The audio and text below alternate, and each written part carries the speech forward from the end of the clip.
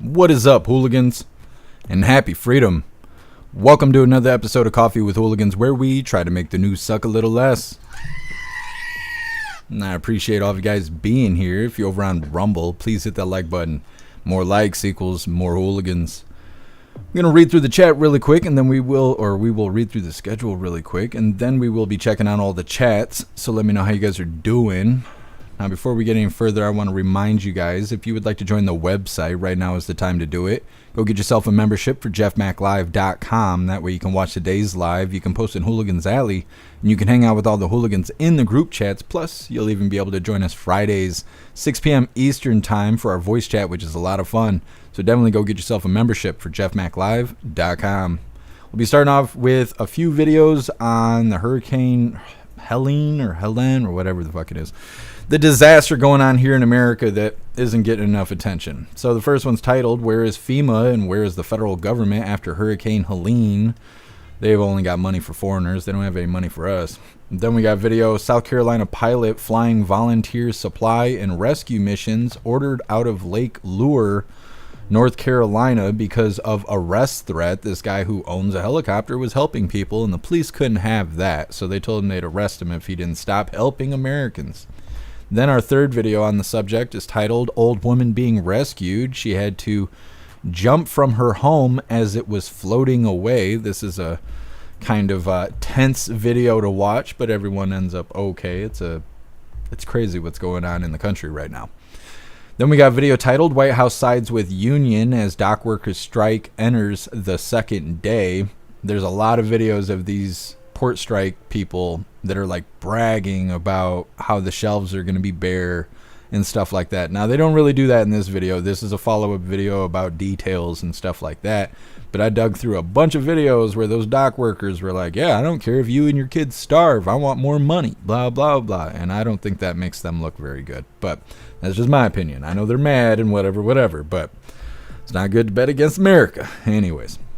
And then we got a video that's kind of related to the debate last night. Everything today is about the debate. And I know you guys didn't want to watch that because we covered the debate live last night. So we got just this one little video. It's about it. Well, more or less. This video is titled, "Donald Trump Jr. That was a masterclass from J.D. Vance," obviously giving his opinions on how the debate went last night.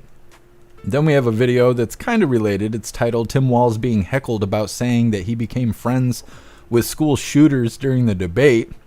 I don't know where he was, somewhere with his sister wife, and they were getting heckled about him saying that last night. He don't really have an opinion, but it's still fun to watch. Then we got a video that's just cuz. It's titled, "Snowflake Situations. Sky News contributor slams Gen Z as being mollycoddled."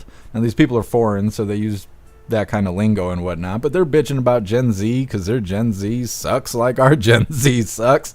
So we'll just end the news with that. Then we have we have a feel-good video and then a funny video of the day. Our feel-good video is titled, "He's Here to Make America Great Again."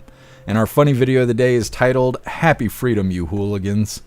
All of that's coming up next, but first we're going to read through the chat and see how you hooligans are doing today. What day is it? Is it Tuesday? It's Wednesday. Oh yeah, the debate was on Tuesday. Now I remember. Wednesday. Either way, what is up, everyone over on jeffmaclive.com? What's up, Zero? What's up, Alistair? What's up, Get Some J?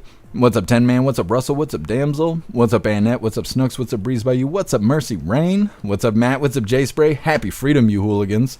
Matt, I picked up the package. I finally got it. We're going to open it up in a second. It is suspicious. I will tell you that. It looks really suspicious. Anyways, what is up, everyone over on Rumble? Breeze by You, you were first today. And I appreciate you racing to the chat.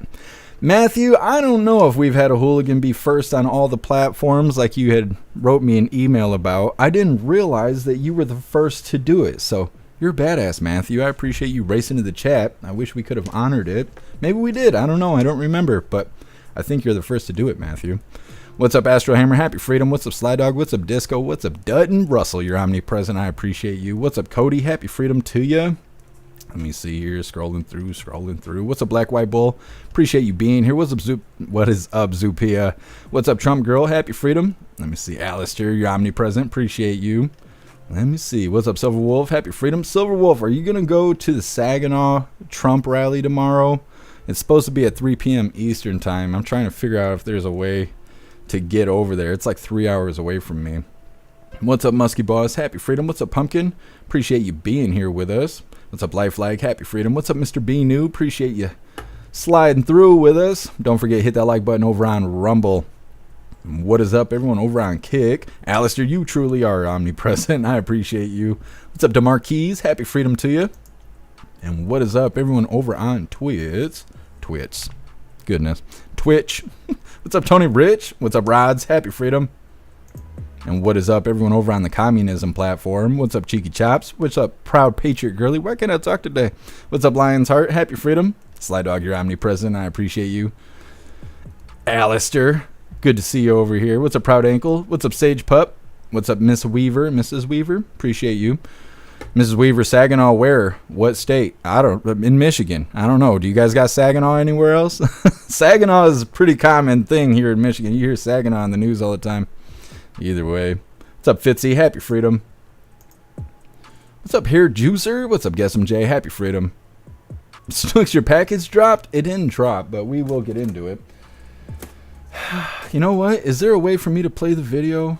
Hold on a second. I might be able to play this video for you guys now that I think about it, because I didn't upload it, but let me see here. It's going to give me fucking trouble. Of course it will, because it's a damn computer. Alright, well, I won't be able to show you, I don't think. Hold on, let me see. Let me try something really quick. I went to the post office, and as you guys know, they cannot stop giving me trouble. This lady thinks she's the damn queen of the post office and has to talk that shit every chance she gets, and I can't stand her at all. So let me figure this out. It wasn't too bad, but it's just nonsense that I got to deal with it in the first place, and I have reasons why. So hold on a second. We need this to upload. It's taken a million years.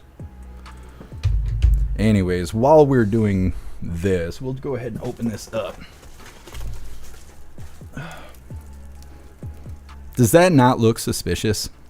So suspicious. I open the box and this is what's in the box. I don't know what this is. If I die here, just know I love you, hooligans. Well, let's see. Let's see. I wonder what it is. I wonder if I can even show you guys. It might be one of those situations where you might just have to be a part of the website in order to see it. We'll see. We'll see. I don't even know how to open this. Oh.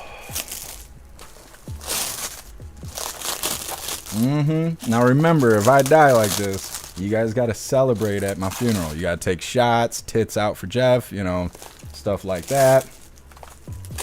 Don't cry at my funeral.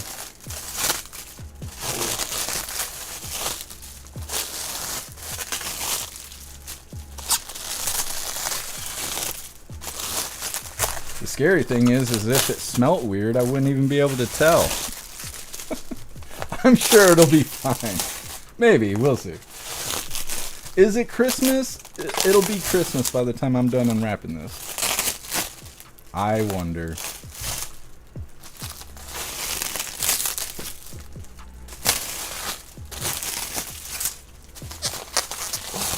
There was no instructions provided with this. Okay, I think we're getting down to it here. Alright, Klaus Daniels is going to love this. Alright, what do we got? Are you kidding me? Matt? There's another black bag. Hold on, let me hook Klaus up. There you go, buddy. There's some bubble wrap. I feel like I do smell something, but I don't know what. Okay. I don't know if this is tape or what this is.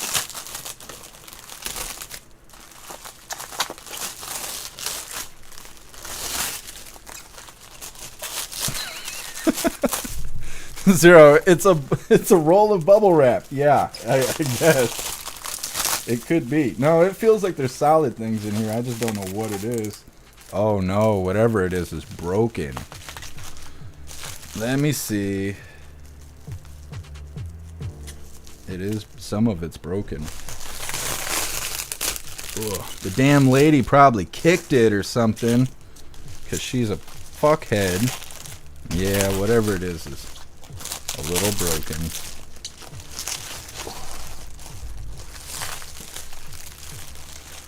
It smells saucy, I will say that. Okay. This is messier than I thought it was going to be. So we have some Diable here. Let me see. I'm going to set this in this box, because this is covered in sauce. We got some Diable. Ooh.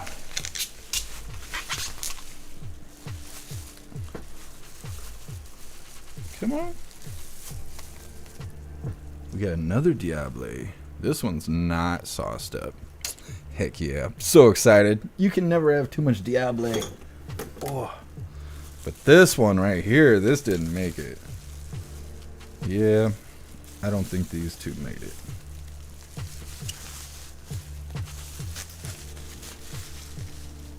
Well, I will go through this off camera, because all I'm going to do is mess my computer stuff up. But if you could see, it blew up. It didn't make it. I'll be right back.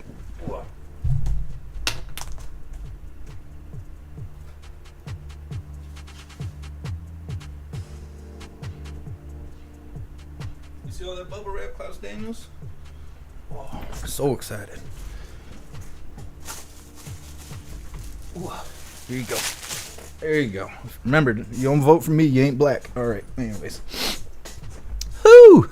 Thank you so much, Matt, for sending me all that Diablo sauce. What a badass. Holy. So let me see if this video is uploaded so I can express to you how much I can't stand the post office. Ironically, it's not. It must be because I'm live right now. Well, we'll see if I could show you later. But either way, I went into the post office to pick up the package from Matt, right? And Matt, thankfully, did it the right way, right? United States Postal Service. That's how the package was sent. Ooh. Now that's what the post office keeps bitching about. They're like, oh, you have UPS dropping off packages and we don't make any money off of that. You need to have the USPS send these packages so we can make some money off of you. So Matt did.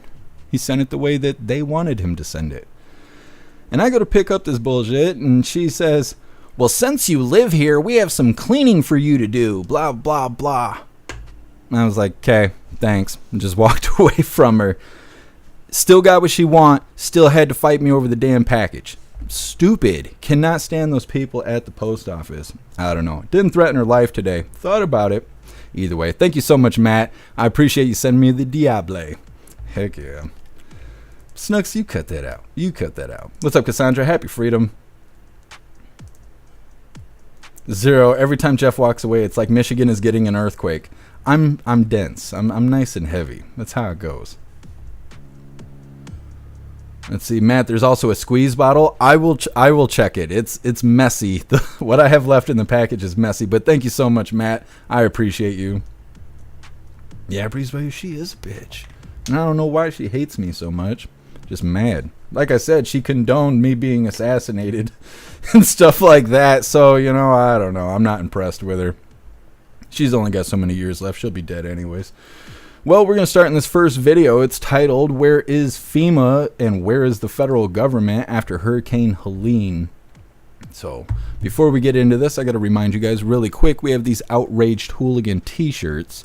Says, if you are not outraged, you are not paying attention. This design was created by Alistair because he's such a badass. I have links for him, and I will put that in the chat so you guys can go check out all of his stuff. But this design comes in shirts for men, shirts for women, tank tops for men, tank tops for women, pullover hoodies, zipper hoodies, coffee mugs, stickers, and dog tags. Today I got on the Plain Jane Hooligan t-shirt. I will drop the link for the merch store in the chats while we're watching this first video. Let's bring in Florida Congressman Corey Mills, who is on the ground, busy conducting rescue missions in North Carolina, delivering aid and services to communities in need. I'm emotional because I opened my phone, Corey, Congressman, and somebody posted just now on Facebook asking for a flyby near two falls on Elk River. Because a woman's house was caught on a bridge and they haven't been able to find her. And so they want to fly by over the river there, the falls there, hoping that they can find her alive. But that's what's happening there. And so just tell us what you've seen and what you've been able to do. So, yeah, Dick, I appreciate you guys covering this. You know, unfortunately, we're so concerned with everything that goes overseas that we forget about the American people at home, the way we did Maui and the way we did when it came to Ohio with Palestine. So we need to start thinking about America, and that's what we're here to do. So in the last 2 days, yesterday we delivered almost 4,000 pounds of water, non-perishables, diapers, wipes, other things to Asheville, North Carolina. We did a couple of actual drops yesterday to hard-hit areas, and today we resupplied, went into Bernardsville, conducted a search and rescue operation in a couple of locations. I did a hoist operation where we were able to rescue an 83-year-old, today, his birthday, elderly gentleman who was showing heart attack-like symptoms that we pulled out of Bailey and sent over to Johnson City to get them out. We were also able to get to South Toe and to Burnsville. We were able to put Starlink systems in place and also drop off 9 bottles of oxygen and an insulin. So that was a big thing where our diabetics were running low on insulin. So we were able to hit Broad River Fire Department, which seen over 64 inches of rain and water that flooded the entire fire department, destroyed 2 of their fire trucks, and decimated houses across the area. Swananoa is another area. Black Mountain we were in today as well. Asheville, North Carolina, and Fairview we had gone into. We had conducted rescues as well as for evacuations, and also just continuations and drops, and also just health and welfare checks. So going in for people who haven't heard from their families in 2 days, 3 days, 4 days, looking at that critical 96 hour where it stops becoming so much of a rescue and unfortunately starts becoming a recovery.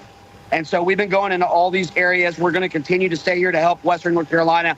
I've got another plane coming in tomorrow. And look, I would be remiss if I didn't thank Glenn Beck, Mercury One, for all that they've done to help get supplies here that we can get in. Universal Air, who is a friend of mine who I've known for many years, who's flying these helos at his operational cost. We've continued, and even Benny Johnson, who donated water, pallets of water. So this has been an American issue that Americans have come to. But where is FEMA and where is the federal government? And again, we need to step up and do what is necessary to help the people of Western North Carolina, not let them be forgotten like Maui and Palestine, Ohio. Well, Corey, that's a good point. I think what's happening right now is what America is built on, neighbors helping neighbors. We stand up. We don't rely on our government to step in and give us assistance. I don't know if you're going to come back here, Corey, but I want you to talk about, if you can, Corey, if you're still there, what kind of response have you seen from FEMA? If you're still there, and if you're gone, well, it looks like we've lost Corey Mills, but I wanted to ask him, what kind of response have we seen from FEMA? Again, Americans are stepping up. They're delivering the aid to those in need. Oh, he's back. Oh, Corey, you're back now. I want to ask you about what you've seen from FEMA on the ground. And I know that Americans are helping out right now, but is FEMA leading the effort? Are you seeing them on the ground delivering aid, or is this on the backs of the American citizenry? No, actually, the American people are the ones who are leading the efforts. And so you can see now that there is a tremendous amount of people that's just stepped up. I've heard from others who said that they haven't heard or seen FEMA. And so that's become a bit of a problem. And some of the other areas, which has only got helicopter accessibility, rotary wing only, it makes it even more difficult. And again, I want to apologize for the background noise and everything. We just landed to refuel. We're going to try and go back up and go out. But I haven't seen FEMA the entire time, and I've talked to many of the fire departments, and they've had very little communication with them as well. Well, maybe FEMA should be less concerned about DEI, which is the #1 priority of FEMA, and more concerned about delivering aid during crises like what's going on in Western North Carolina. And Corey, I knew people hour one in North Carolina, in Statesville, who were organizing flights, like dozens of flights a day, carrying tons of supplies in Cessnas. Greg Biffle, NASCAR driver, all of his buddies flying their helis with now Starlinks. And these are just 2 of the people I know, Corey, but go north, go to Elk River, go to Linville. They're in We got about 26 Starlink systems that we've deployed so far. And again, I'm not, unfamiliar to this. You know, whether it was the rescues in 2021 after the Afghan botched withdrawal by the Biden administration, whether it was the 255 that I got out of Israel in 23, or the 28 that we got out, or 23 that we got out in Haiti only a few months ago. Failure We're used to failure. this pattern of abandonment. That's why we have to step up and make a change. Here. Corey Mills, Congressman, and maybe we could say badass. Thanks for being with us. I called you badass earlier, so there you go. Just copy and tagging here. Thanks, Corey. Well, at least somebody's helping those people that are affected by the hurricane and all of that. It's a very messy situation to try and figure out what's going on because nobody from the government's doing anything that they're supposed to do. If you try to help people, then you'll get in trouble. It's hard to say. You see a lot of videos, you don't even know where they're located, just random footage, and then people who are trying to kind of benefit off of it, sharing it like news or trying to make videos go viral and stuff like that really blurs the lines. Like I said, we got 3 videos that are related, all related to this. This next video is titled South Carolina Pilot Flying Volunteer Supply. Why is this wrote like this? South Carolina Pilot Flying Volunteer Supply and Rescue Missions ordered out of Lake Lure, North Carolina because of arrest threat. So as messy as that damn title was, this individual owns a plane, or a helicopter, excuse me, owns a helicopter and wanted to fill it with supplies and then also retrieve people that were stuck and stranded and not able to, get to a safe spot. So he went to begin helping people, and the police found out about it and they forced him to stop. They claimed that he was interfering with their, whatever they supposedly had control over, and that because he was interfering with their whole deal, that they would arrest him if he continued to rescue people. Because that's the state of the state our country is in. So either way, we're going to be covering that next. But first, we're going to read through the chat really quick and see what you hooligans think about that first video. What's up, Tom Tom? Happy freedom. Do you guys hear those kids screaming outside? My goodness.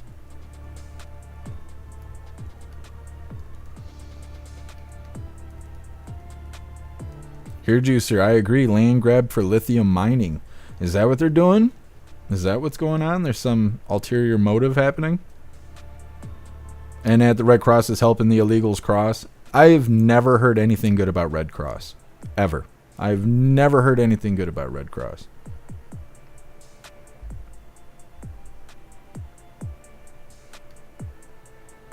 Tom Tom. Land grab like Maui. DOD donated $90 million for lithium production increase. Interesting, Tom Tom. Breeze by you, our government is disgusting. Yeah, it's because they're all commies right now. And Ed, I didn't think FEMA was there. I didn't think anybody was there, but it doesn't sound like they're doing their job.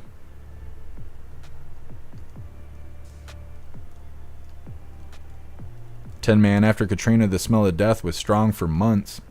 It's hard to say how these people are going to be. I don't even know what the death toll was. Last I heard it was like 4 people, but I'm sure it's higher than that now.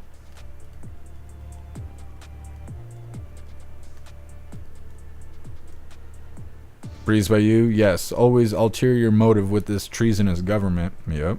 What's up, Calax? Happy freedom.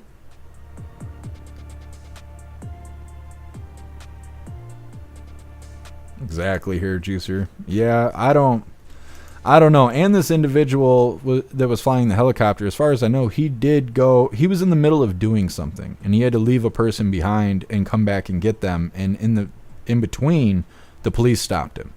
And he's like, well, I'm not going to just leave the guy. Like, I need to go back, and they were like, you're going to jail. He's like, well, I'm going back regardless. You can kiss my ass. And he did go back for the guy, but then he stopped. He obeyed the police's orders. I don't think he we'll cover it in a second, but I'd have been just doing the thing. I only follow the rules while there's laws to, being upheld. If we're in the middle of a disaster, I'm not worried about what some person with a badge is wearing, yapping at me and shit. There's dead people everywhere and stuff. I'm not worried about that stupid shit. I only follow the laws while they're existent. But no, there's no way that I'd be like, oh yeah, I'll just say fuck everybody because you don't want me to fly people to rescue. No.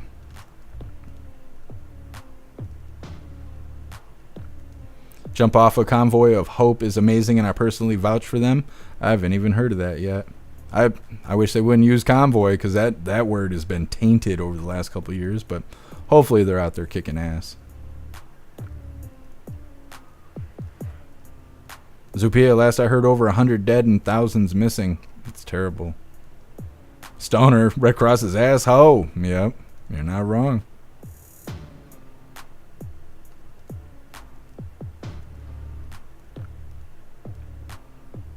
Silver Wolf, all you get from Red Cross is usually a pack of underwear, a pack of socks, and a slap on the ass. Yeah, Silver Wolf, and a lot of these corporations will be like, you want to donate to Red Cross? Or do you want to round up your total and donate to Red Cross? No, I absolutely do not.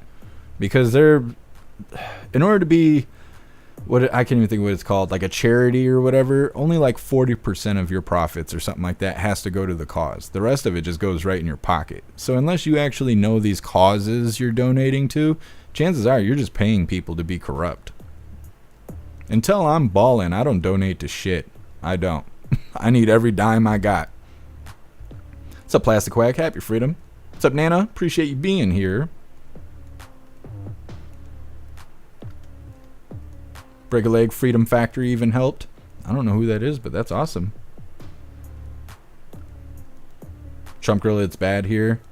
Are you near where all the disaster is? Hopefully you're being safe. Too old to care. Where's FEMA and National Guard? They must be helping the border crossers get in, I guess. I don't know.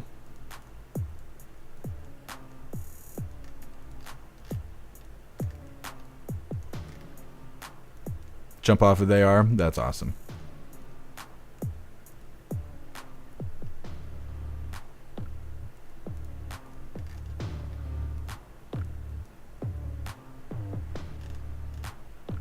I was seeing that somebody else, some famous person died today, but I didn't figure out who it was. I seen you guys talking about it in the chat. DeMarquise, they want that area cleared for lithium mines. Interesting.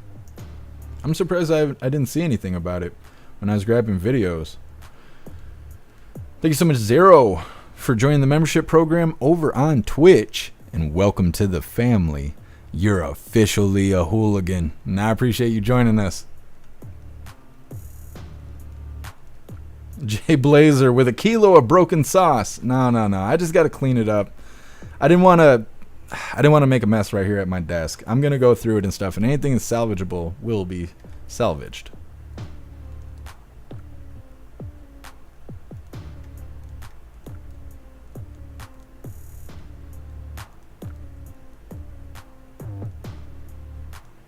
Guess who? But Biden made a phone call.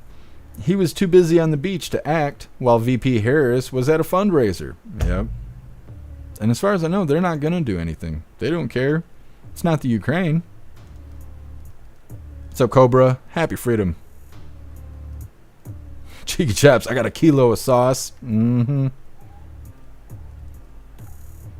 I work too hard for my money to give it away anymore.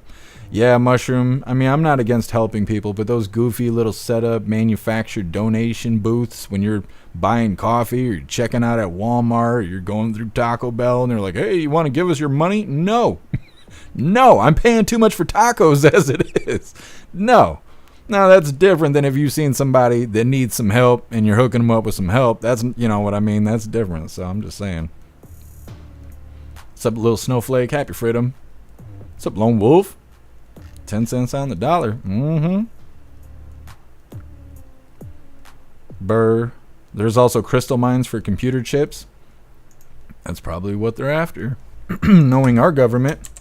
That's why you don't hear about Maui. Maui burned down suspiciously. And then they put this big fence up. And they blacked out the fence so you couldn't see the burn shit. And they're like, yeah, we don't need you watching us while we repair everything. Like, oh yeah, that's not suspicious at all. They might as well have told everybody to get on the damn train.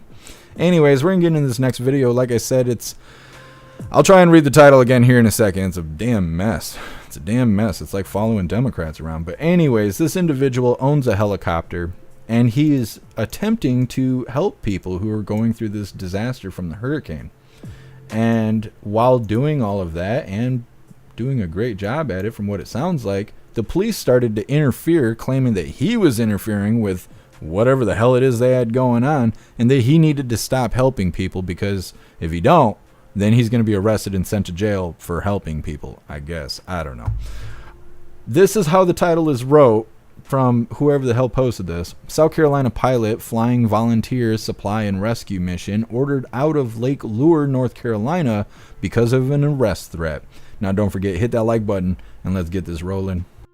This is the original post that I was reading when I decided to go up and help. It's a long post, but she's saying that her kids and family and animals are trapped.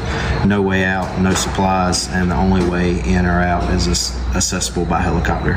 Limited cell service and no water since Friday morning. I thought I have a helicopter and maybe I can help. Jordan Sidham piled food and water into his helicopter Saturday and headed up toward Banner Elk, the only way through a mountain gap in Lake Lure. This is the mountain valley that you would have to fly to get to Black Mountain, where we were escorting people out. This is a mountain range, and this is a mountain range. The only place to fly through with bad visibility, low cloud coverage, is Lake Lure. The cries for help from people stranded without food, water, or electricity hit social media soon after the flooding last Friday. So my parents are stuck there. Their address is Banner Elk. They are in the first condo. If you receive this, please give me a call back. Thank you. Sidham's phone started lighting up on Saturday with people begging for help. I mean, I could hear the desperation in her voice. This is multiple phone calls I've received like this, voicemails, text messages, and you could hear people desperate for help. Sidham and his son rescued 4 people on Saturday and spent the night in a nearby pilot's lounge, then decided to fly again Sunday morning. I spoke with my son, which is my co-pilot. I said, hey, do you want to go back out and try to help today? And his response was, there's so many messages, I don't think we can't not go help. Sidham and his son were headed up to Black Mountain. Flight tracking shows no flight restrictions in place Saturday or Sunday morning when Sidham flew through the Lake Lure Gap. But that was all about to change. The Sidham spotted an older couple waving for help, then landed in what's left of their driveway. Hey, I want you to let me get in. You step out and go out, help her in, put her bag in the back, get her strapped in. I'm going to take her down, come back. I'll take him, I'll come back, and then I'll get you, okay? I originally left my son, co-pilot, on the side of the mountain. It was kind of unstable, so I didn't want to put more weight in the helicopter to lift back off. So I left my son with the other victim, and I was just going to take one person down at the time. And you could hear me in the video talking through with the victims and with my son what we're going to do. 3 minutes away, Sidham spotted a group of rescuers just down the river. He landed and found someone in charge. Told him my background experience, law enforcement, firefighting, pilot. He immediately started helping with coordination. He gave me radio frequencies to coordinate with them on, set up a landing area for me to come back with the other victim. And in the middle of the whole conversation and then blocking the road off, I was greeted by the, at that time I didn't know, but Lake Lure fire chief or assistant chief maybe, and he shut down the whole operation. So at that point I felt like the conversation wasn't going any further, and again he asked me to leave, and I said, hey, I have no problem getting out of your area. If that's what you want us to do, we'll leave, no issue. At that point I asked him, what was the reason I had to leave them there, and he said, again, you're interfering with my operation. I just need you to get out of the area. I said, sir, I don't know where you were trained at, but I know how my training is, and I'm not going to leave personnel behind. I'm going back to get my co-pilot. He said, if you turn around and go back up the mountain, you're going to be arrested.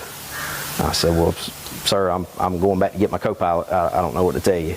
And he said, I'm letting you know. And at that point, he waved for 2 law enforcement officers to come over and told me that again, if I go back up the mountain, I would be arrested. He flew the 3-minute trip back, picked up his son, and left the woman's husband behind. I'm sure he was flooded with emotions and trying to rescue other people, and I just felt that it was best at the time to leave. So I did follow his instructions, and I had a conversation with the female victim before I left, apologizing and explaining. She was standing there. She heard the whole conversation, and they were both very, very surprised, very upset. The husband, as I was leaving off of the side of the mountain, at that point, separated from his wife, he was upset. I can only imagine. Sidham and his nearly 1,400 flight hours turned his chopper around and headed back to South Carolina, passing people waving for help along the way. As I was actually leaving to go back to get my son, the original chief or captain that I spoke to, his crew and himself, they came back over and said, hey man, we can't tell you to go get the victim. We can't even ask you to go get the victim, but we can tell you if you come back with the victim, we'll have you a designated landing spot, and we'll make sure they don't come over here. So there was no flight restriction when you went in? No flight restriction when I went in. It went in place 20 or 30 minutes after the confrontation with Mr.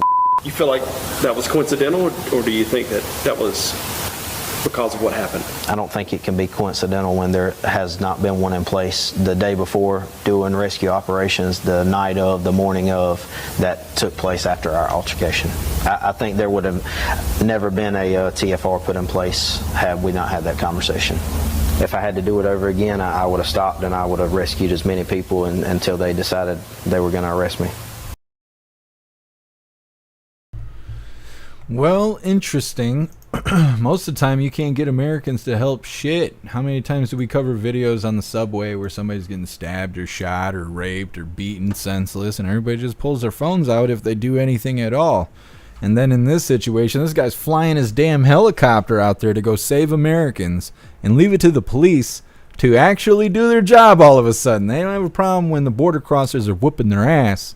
But man, they can't have Americans out here helping Americans. No, we'll have to throw you in jail for that. Those people should sue that area. They should sue the police department. They should sue the whole fucking state. That's what they should be doing. Because that's bullshit. Could you imagine, like, sitting there, you're waiting for this guy to come back and rescue you, and you're, like, sitting with his kid, and then all of a sudden he comes back, he picks his kid up, and he's like, sorry, bud, the police said I can't save you. Try not to die. And then just flies off. Like I said, it seems pretty lawless there. There's no way I'd be following orders of jack shit. Like, just wouldn't. Now, when things are kosher and whatnot, like where I'm living right now, you should follow the law. You should just do that, right? But in a disaster zone, what's a law? What's a law? Democrats can't tell what a woman is. I don't know what the law looks like when shit's lawless. There's no way I'd be listening to that. What are they going to do? Arrest him in the air? They call in the Air Force to shoot him down like a Chinese spy balloon? Like, what were they going to do? You know, what were they going to do? I'd have lied to him. I'd be like, my name is John, and you can kiss my ass. And I'd have flown away, and that'd have been that. What are they going to do? Shoot at the aircraft? They can't do that. They can't do that. No. They'd be buried under the prison if they did that shit. There's nothing they could do. He could have. I mean, it's his choice. It's his freedom. But me, I'd have been doing the thing. Like they said at the end of the video, as he was flying away, he was flying over people that were waving to him for help. How do you do that? It'd be much easier to sleep in a jail cell knowing you helped as many people as possible than to sleep in your own bed and see the images of people who need you as you just flew the fuck away because somebody used words at you. The words are what made me go home and not save your ass. Couldn't be me. That's why I don't become a cop and shit. Because I can, once it becomes life or death, orders, laws, that kind of, it just goes right out the window. I don't care about that. I care about preserving human life way more than words on a fucking paper somewhere. That doesn't make any sense to me. But at least the guy was out there doing it. He was willing to help. He tried to help. He did the best he could. Can't say anything about him sacrificing his own freedom. That's all of our own choices when the time comes. But either way, that is quite the story. Next up, we have our third video relating to this disaster that's going on. And then we will move on to other things. This video is titled, Old Woman Being Rescued. She had to jump from her home as it was floating away, and then they had to rescue her. And she's like an elderly woman. And so this is coming up next, but first we're going to read through the chat, see what you hooligans think about the guy with the helicopter being told he can't rescue people. Yeah, Snooks, I don't know how to be any other way. And I'd probably be in jail. I probably would be. And it'd be my fault. I didn't follow the police orders. But at least, you know, people would be okay, and I'd know that they're okay. I wouldn't have to be like, man, I hope somebody went back and picked those people up. Nope. Salty Ragu, I would totally save Hillary. Yes, Salty Ragu. I don't think it's going to stop her from creeping on you at night, but you never know. You never know. Just in case. A little disclaimer there. Breeze by you, I would go to jail to help people. Yeah. Matt, they are cops. It wouldn't surprise me if they shot at the helicopter. I mean, yeah. So they're not supposed to, but maybe they would. I mean, if they're going to stop you from rescuing Americans, maybe they would. You got to shoot back at that point. I mean, if they're out here committing federal crimes, you might as well just shoot back. I mean, shit. 10 Man, the chopper has an ID number on it. They know who he is. Yeah.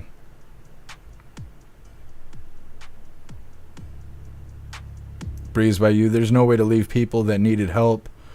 And you could help. I would have helped all of them. Yeah, Breeze by you. Saldragu, step out of the helicopter. But I'm flying. Yeah, no. And that those police are definitely woke bastards who are part of the Marxist government.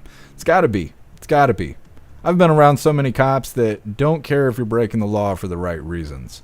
Like if you're in the middle of an emergency, like you're speeding down the highway, right? But your arm's blown off or something.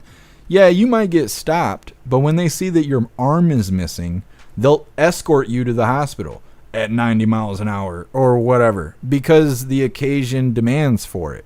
Those words on a paper somewhere at a courthouse don't matter when life is on the line, except for in South Carolina where they care more about the words on a page than, people waving for help on top of their house.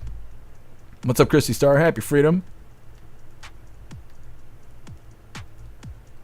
Seldragu, has Walls seen a doctor about his butt hurt yet? Nah, not that I know of. I heard he was crying on that horse last night. I'm just saying. Snooks, don't worry, we'd bail you out. I told you, Snooks, I don't get bail. I'm a violent offender. I don't get bond. Last time I got bond, it was like $7,000 or something. And then it was revoked and it was taken away. And yeah, I don't get bond.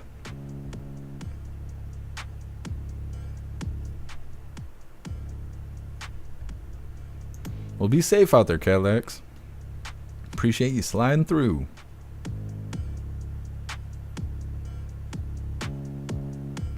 Jay Spray, it seems like there would be a law to stop them from stopping him. It's hard to say, Jay Spray. I mean, he shouldn't even have to, call an attorney. Like, hey, the police won't let me rescue people. What can I do? And the attorney's like flipping through the laws and stuff. He shouldn't have to do that. It's a state of emergency. Zero, they're purposely letting people die just like in the pandemic. Yep.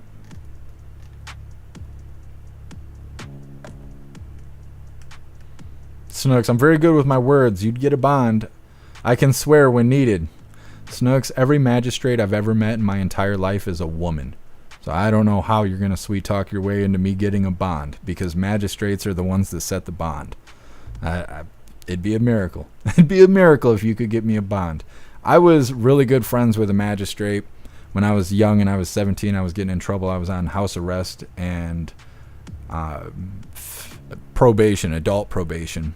And the magistrate decided to be my probation officer. So I had to go see the courthouse magistrate every day. Like every day I'd have to go there, and she'd be all looking at me, make sure I wasn't smoking weed and stuff. And we ended up being like really good friends, and she sent me Christmas cards for the longest time. And then one day she just kicked the bucket. It's just how it goes. And so now I'm not connected to anybody. I don't want anything to do with any of the jails. I don't have anybody to pull me out of the fire anymore. 10 Man, the FAA would be the only ones to tell him to stop. Seems to me if he's not getting in the way of Leo's. Yeah, 10 Man. Like I said, it's up to him. It's his freedom if he wants to sacrifice it. But if it had been me and they're not going to shoot me out of the sky, I'd have been doing the thing.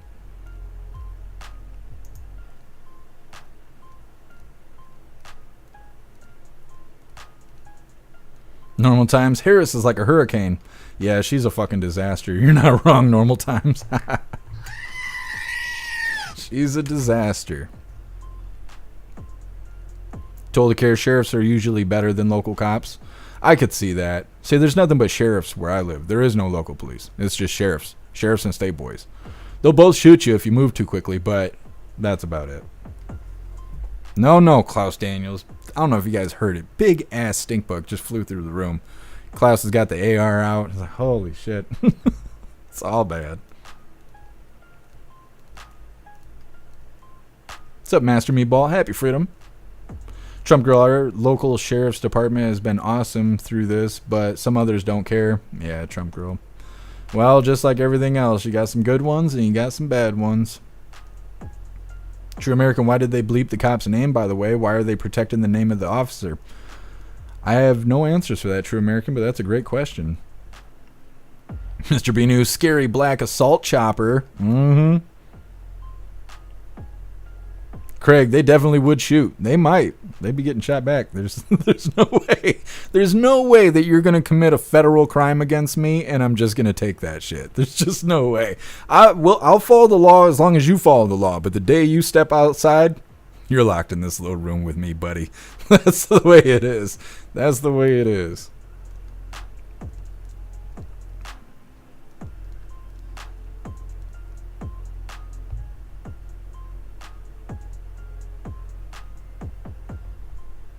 True American, the fear of being arrested scared him. Yeah.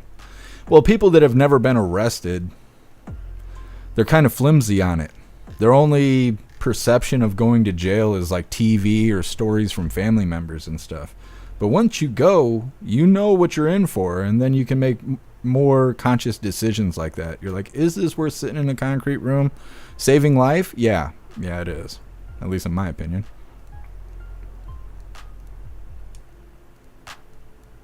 Stoner will send you a file with a cake in it. Great, Stoner. That'll be great. That'll be fantastic. Make sure you send me unders, because when I was in jail, I couldn't never get unders because I don't have any family or anything. So you're just wearing your orangies. I hated that. Freezing to death.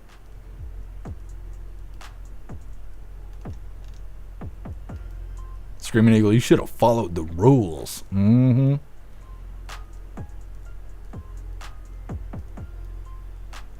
Bobby might lose his pilot's license. Well, that is something I didn't take into consideration. Yeah, maybe that wouldn't be worth it for him. I mean, what do you fly in your plane for that's more important than saving life, though? So, I don't know. It's such a hard one. It's such a hard one. Like, I'm trying to think, like, if I was saving people and they were threatening taking away my driver's license, would I still want to save people? I got to be in this motherfucker for another 60 years or something. Do I not want to be able to drive? I guess that is something to kind of consider, but I don't know. In the moment, I wouldn't have gave a shit. I just wouldn't have. I've ran into houses on fire and all kinds of stuff. When people need help, I show up to help them. When it's emergencies like that, because I just feel like I'm bulletproof and everybody else is scared as shit. And so I'm like, well, nobody's going to save these people because they're all fucking flimsy. Time for me to go do the thing. I don't know.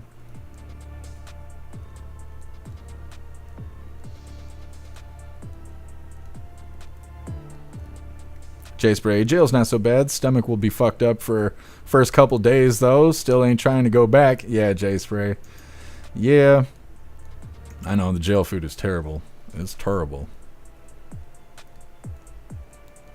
DeMarquise, he didn't have enough bribe money. Tell them it's for Ukraine. DeMarquise. He should have. He got off the hook. He'd be like, no, I'm rescuing these people for Ukraine. They'd be like, all right. What's up, Killer J? Happy freedom.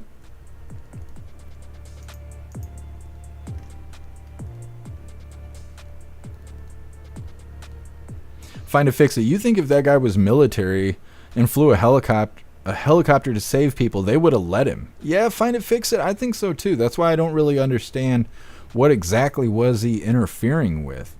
If they were saving people, he wouldn't need to save people. Or if they were saving people and he showed up, they might be grateful that he's there to help.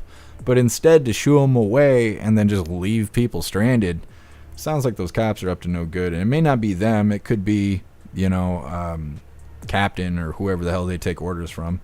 That's the problem with these kind of positions. If you're a person that follows orders, military, border patrol, police, you're following orders. So if they tell you to shoot yourself in the foot, you just got to fucking do that shit. I've never been wanting to sign up for that kind of shit. I don't like that at all. Because the people in charge are always corrupt. They're always corrupt. And you got to be the guy that takes orders? I don't know. I don't know. I don't like that. And so, like I'm saying, it may not even be that the cops were bad. It could be the person that provides orders that told them to do that, and they're just like, well, I'm just doing my job. Just like the Gestapo. Get on the train. Well, I don't want to go in the gas chamber. Well, I'm just doing my job. Oh, okay. Fuck. No. Lone Wolf, if it was his family, he'd have a different tune. Yeah, it's true. That is true. All right, hooligans, we're going to get into our next video here, and this will be the last little bit about Hurricane Helene, at least I think. It's titled Old Woman Being Rescued. Elderly woman is what I should say. She had to jump from her home as it was floating away. Now, this is kind of a nail-biter of a video here, but don't you worry, everything's going to work out in the end. So let's go ahead and get into this, and don't forget, hit that like button over on Rumble.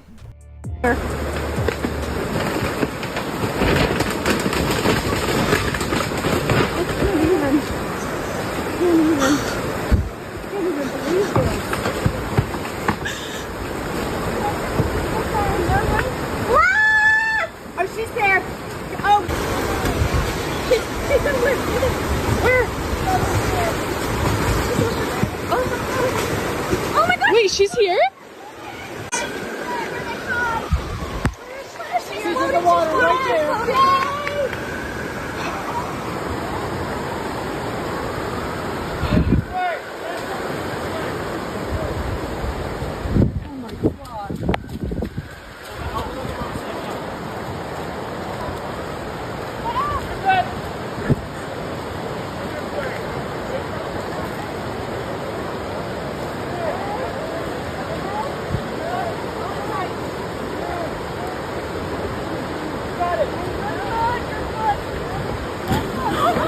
Oh my god.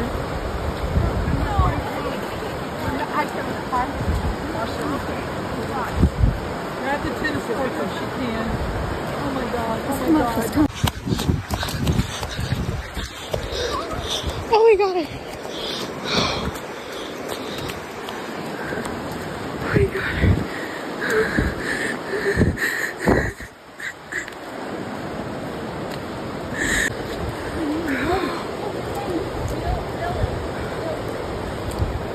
Where's the rope? Where is the rope? Who is? They have it. Field.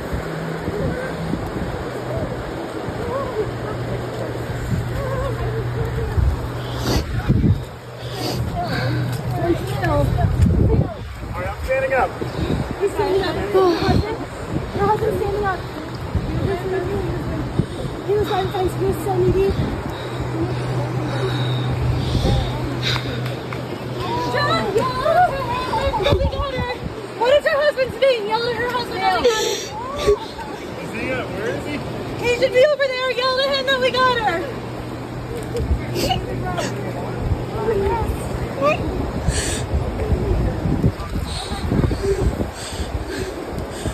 Dug off the van from there?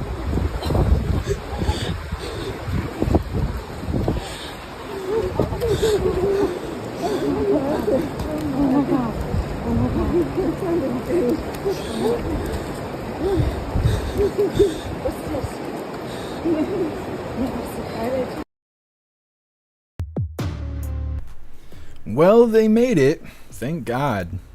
If the police would have showed up, they'd have been like, no, you can't get in the water. You can't get in the water. You gotta let her die. You gotta just let her die. Chaos. It's crazy sauce out there. And there's so much more going on. Like I'm saying, if you scroll through X, you'll see nothing but videos like this, and they're everywhere. They're everywhere. There's so much crazy stuff going on, and then the police are interfering with Americans helping Americans. It's not Americans interfering with what police are doing. It's police interfering with what Americans are doing. It's crazy stuff. It's crazy stuff, and there's a lot of people helping all of them out there that need help, which is really awesome. It's crazy. I wonder how long it'll take to clean up all this mess. Next up, we have White House sides with unions as dock workers strike enter their second day. It's coming up next, but first we're going to read through the chat. See what you hooligans think about that lady. Making it just barely. Just barely. Breeze by you and our government is doing nothing. The people trying to help are being stopped. What is going on? Yeah, Breeze by you. It's because everybody's soft and stupid.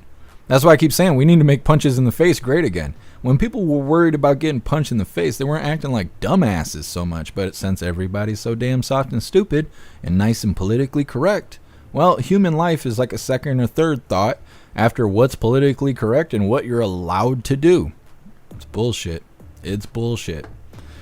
People need to live in reality and stop all this soft and stupid stuff. It's killing us. It is killing us. And that was close. It was close. It was close. Because it didn't look like there was a whole lot of other people out there. If she would have floated down the water, I keep wanting to say river. It's not a river. It's land. It's just, a mess. If she'd have got too far ahead of them, there's no telling what would have happened to her. Because it's not like there was anybody else that knew what to look for. They could have been on the shoreline, and that lady could have just floated right by, and they wouldn't even thought twice. Because they're not looking at the water. They're worried about their own problems. I was kind of saying that yesterday. In the middle of a disaster, everyone's worried about their own problems.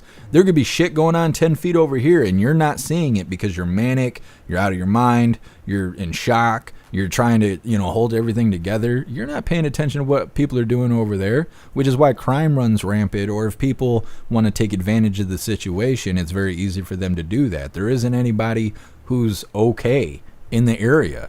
And so, like I'm saying, if she would have got too far ahead of them downstream, who knows what would have happened. It would have been detrimental, because those are the only people who were aware that she was in need of saving in the first place. So she was lucky. She was lucky. Breeze by you and the water was moving fast. Yeah. Yes, it was. Chris Star, you're a good person. I try. That's why I was a chaplain and not a cop. It's because then I don't have to take orders and I'm still able to help people. But I had to get away from that stuff because it started becoming manipulated. They were using the word of God to tell everybody what to do, which is what religion is. That's the difference between having a relationship with God and playing religious clubhouse. People who are religious use the word of God to manipulate everyone around them, which is crazy because in the Bible it says manipulation is a form of witchcraft. So all these people you see religious on their high horse and telling you what God said and all of that, they're going to hell because they're using witchcraft and they're using the word of God to do it, and they don't even realize it because they're so in their flesh. And because of things like that, I had to leave the chaplaincy. But that's why I joined it to begin with. A lot of chaplains, or at least the ones I've met, they're just kind of like pastors. They're kind of like streetwalkers, and not like prostitutes, but like they go into rough areas and stuff and try to pray for people and help people and stuff like that. But the people I was working with, we're like riding along with state cops to house fires or hostage situations, or someone just killed someone else and now you need to be there to pick up the pieces religiously and whatnot. And so because I've lived through devastation my entire life has been apocalyptic. It's easier for me to go into these areas and deal with people who are experiencing trauma for the first time when this is my 900th time of experiencing trauma, and can help them through it and relate to them and bring them a little bit of peace while they're going through a traumatic experience. I just had to step away from it because we'd get out of it and then everybody around me is being manipulated using the word of God. And I was like, nah, I'm done. I don't want to do this shit anymore. But I love helping people. It's just the corruption. Can't stand the corruption.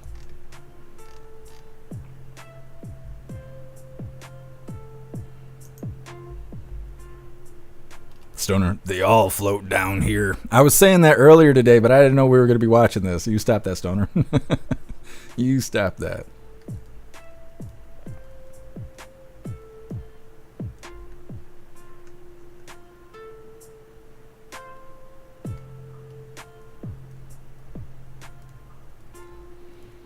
$3.7. She was lucky it wasn't shapeshifters with bottom surgery standing there. Yeah, 3.7. Nah, if she was, well, chances are the shapeshifters, they're not surviving that kind of stuff going on.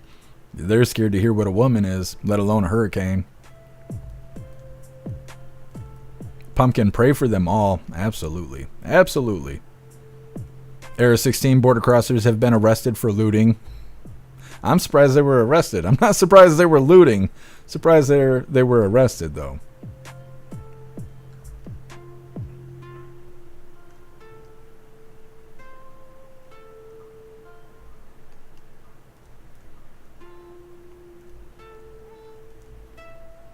There are 60. I am bawling right now. Yeah, there is a lot of these kind of videos out there. DCAT, this is our October surprise. They're trying to destroy Republican neighborhoods. In my opinion, that's why we don't go out and wait a minute. In my opinion, that way we don't go out and vote and they stay in power, those evil Democrats. Yeah, DCAT, and it does seem that way. It's like every train derailment, every chemical spill, every disaster is happening in red areas. And then they don't get any aid. Biden doesn't send them any aid. And it's so shitty because Biden goes out there and talks bad about MAGA. And talks about MAGA like they need to be wiped off the face of the planet. And not just President Trump, but the people in Congress that support President Trump. All the way down to people like me and you that support President Trump. Biden goes out there and acts like all of MAGA needs to be just wiped off the planet. But when President Trump was in office, he was constantly and consistently trying to help those blue states. He's like, I want to send National Guard and stop the BLMers from burning your shit down. And all those governors and mayors and stuff, they're like, no, we like it smelling like dumpster fire around here. You need to keep your Republican hands off of our blue states and whatnot. They let that happen. And then they turn around and blame the shit on President Trump. They're like, why didn't he do anything? Well, he wanted to. The problem is he left it up to the states to be capable of taking care of themselves. He was willing to lend a helping hand, but they refused it. And now we're looking at the Biden administration burning down red states and refusing to even send aid or even acknowledge what's happening. You know, just like in East Palestine, Ohio, President Trump was there within like 5 days or something like that. He was on the ground with supplies. Eventually, old man Walter went there. I think it was 370 something days later he showed up. But like, just like this disaster, President Trump's already been there. He's already been there. He's brought him supplies and all kinds of stuff. Old man Walter hasn't. Maybe next year he'll go there. He'll go and tell everybody how he's there to help and all of that stuff. But he's not sending aid. He's not doing anything. They're just letting this shit happen. But if you fight back against it, then you're a white supreme pizza and a terrorist. It's like, I don't know. It doesn't make any damn sense. Normal times, Zelensky just left town with a few $1 billion hairs. Yep. And that's what old man Walter is thinking right now. You know, he's like, dang, they're doing really bad in South Carolina and, you know, all on the East Coast and stuff. Probably should send a big check to Ukraine. That's probably what he's thinking right now.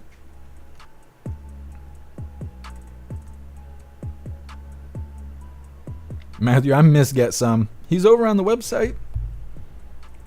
You know what? Now that I think about it, Matthew, I don't even think you're able to get on the website.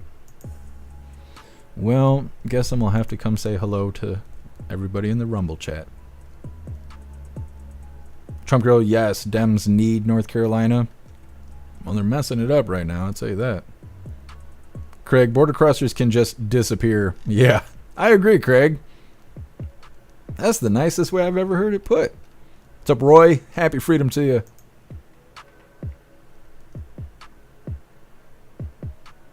Zero, if you have a map of the devastation, it's mostly red counties. Figure, Zero.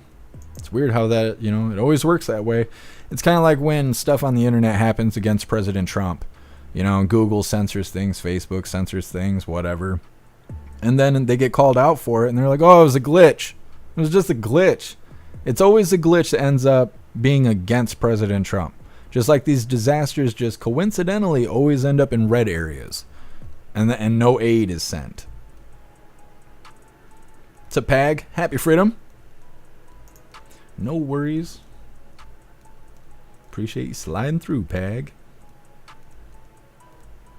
Garlic Press. And then Mayorkas claims FEMA has no money. It's like, what do we pay taxes for? For the Ukraine. That's it. Pay taxes so the Ukraine can have department stores and random shit like that. Keith, MAGA's standing in the way of their communism. Yep, and they're pissed about it. Keith, North Carolina polls are fake. Nobody likes Camilla.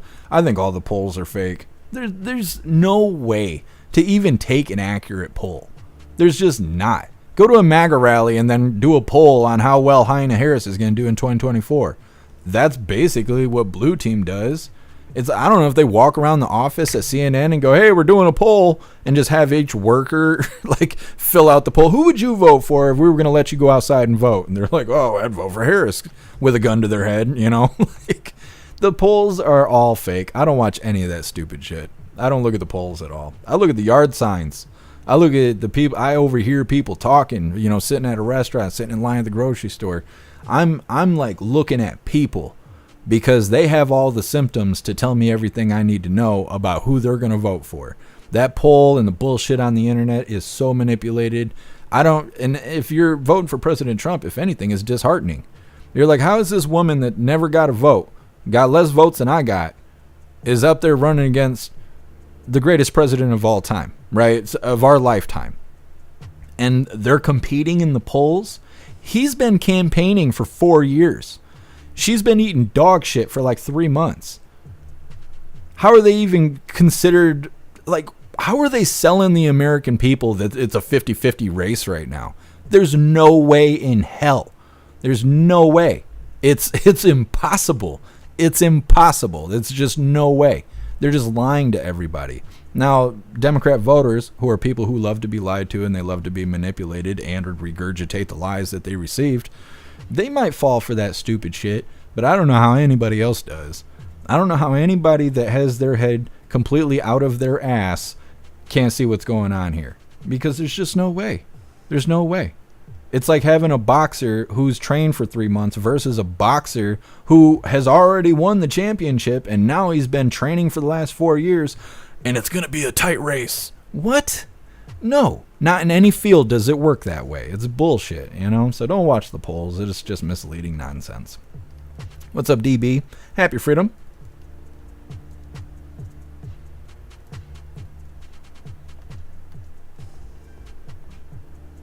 The hell? What are you doing, Cat Daniels? What's up, Larry? Happy freedom. Alright, hooligans, I think we're going to get into this next video here. My stomach is so damn upset. I didn't get to cook sloppy joes until 2 o'clock in the morning. And then I went to sleep right afterwards. And now I have the world's worst heartburn. And I mean, it's kind of like a no-duh, but if I didn't eat, then I wouldn't have got to eat at all. So I don't know what the right answer was, but now I got terrible heartburn. Anyways, we're getting into this next video. It's titled White House Sides with Union as Dock Workers Strike Enters Its Second Day. Now, before we get into this, I want to remind you guys really quick, if you would like to participate in Free Speech Saturday, make sure you post all of your memes over on Discord or on jeffmaclive.com. Just hop in the group chats on either platform. You'll see the tabs labeled memes. Drop what you got and we'll shout you out, as we're making Saturdays more fun. And they're going to be good this week. We had the debate and all of that. They're so good. I've been seeing so many good memes just today. It's going to be awesome. Anyways, let's get into the port strike stuff going on so they could tell us about how we're not going to have groceries next week and, you know, toys for our kids on Christmas. Not that we could afford that kind of shit, but that's okay. We're getting right into this, and don't forget, hit that like button over on Rumble. The White House put pressure on US port employers Wednesday to secure a labour deal with striking dock workers.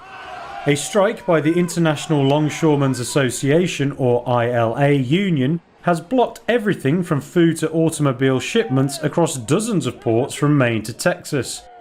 Analysts have warned it will cost the economy billions of dollars a day.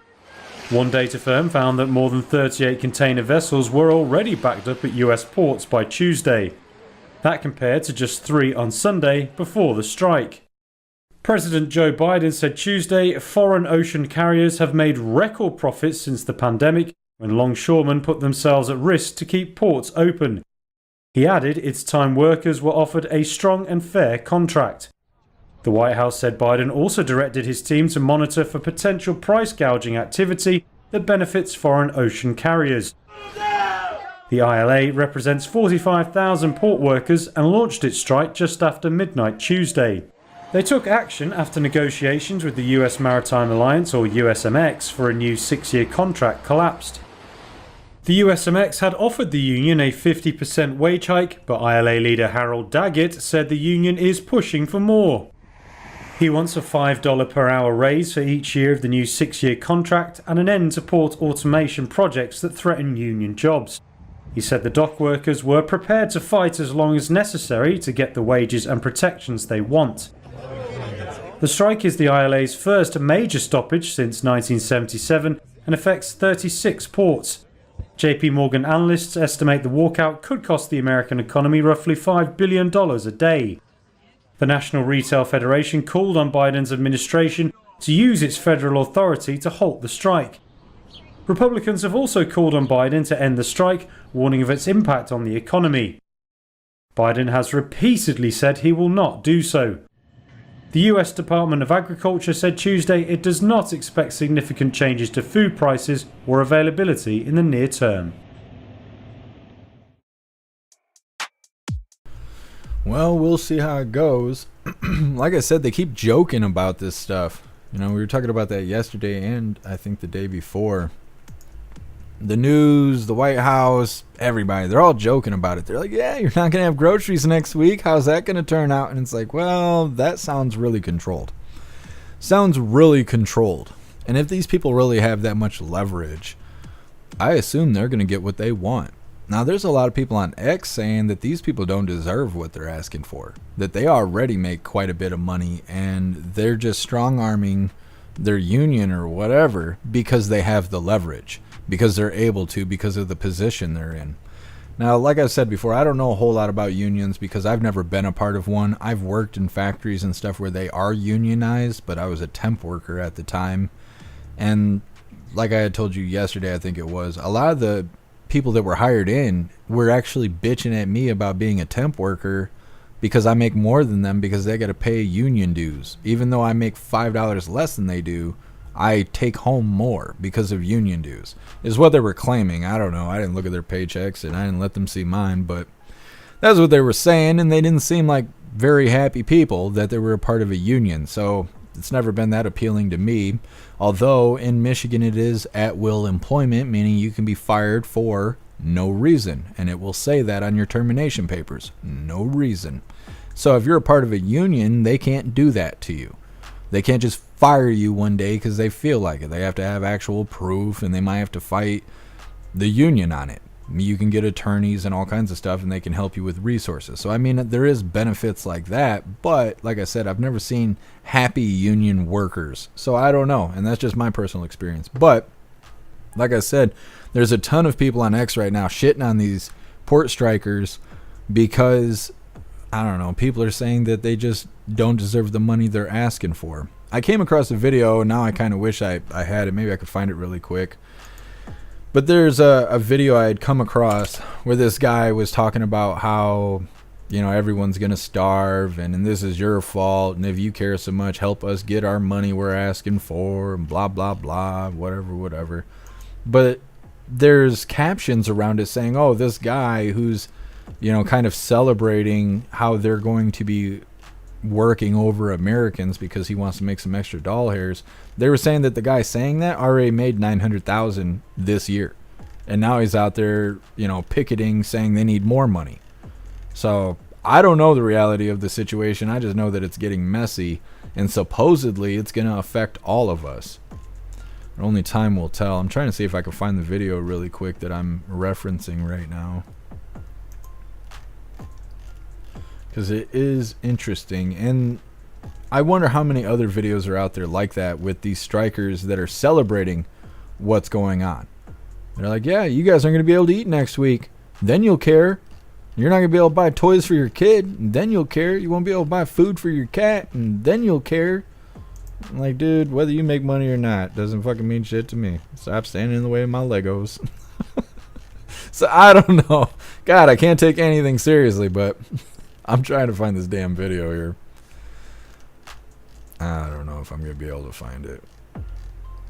I go through so much shit on Twitter, because that's where things are happening.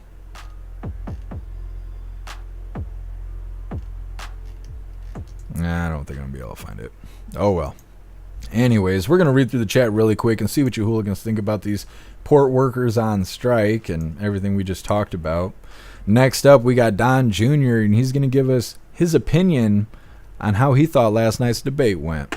Well, first, we're going to read through the chat, see what you hooligans think about these port workers. 10 man, they'll never get 77%. They'll be lucky to get 50% now. It's being called collective bargaining, or it's called collective bargaining. Yeah, 10 man. We'll see. I can't believe that they offered him 50%. I can't even believe that. Breeze by you, they can stop with the threats. Like, what the hell? Like, how are we going to get on their side at all if they act like that? Yeah, Breeze by you. And I've seen a lot of factory workers act that way, but I've never, like I said, I've never been a part of a strike. I've been mad at work at pretty much every job I've ever had because of mistreatment and corruption and stuff. Now, these guys just feel like they're not getting paid enough. I've been at work where our rights are being stepped on and nobody's doing anything about it. So, I mean, it's hard to say, but they are being kind of shitty. It does seem like they're being kind of shitty. But like I said, I've never worn their shoes, so I don't really have an opinion about it. Zero, they make 50 to 80K a year. Yeah, Zero, that's what I keep hearing, but like I said on X, they're saying otherwise. Here, Juicer, my coworker sent me a video of Costco yesterday. Checkout line was like a quarter-mile long, snaking through half the store. Ah, shit. People are going to start buying stuff. I'm going to have to get out there, get my toilet paper. Otherwise, I'll be wiping my ass with the Klaus. We can't have that. We can't have that. Ah. I haven't noticed anybody, like, I was at Dollar Store earlier today because I had some mouthwash and random shit that I had to get. There wasn't nobody in there, so maybe it's just bigger areas. Maybe I'm still okay to get my toilet paper. Breeze by you, this whole month is going to be crazy. Be prepared for anything. You think this is bad? Wait till they vote the Orange Eagle in. They announced that President Trump won the election. It is going to be a very hard time around here until the inauguration. That's when the games are really going to begin. Now, if they say Hyena Harris won, as much as I'd like to act like conservatives would get all mad and do some shit, I don't think they will.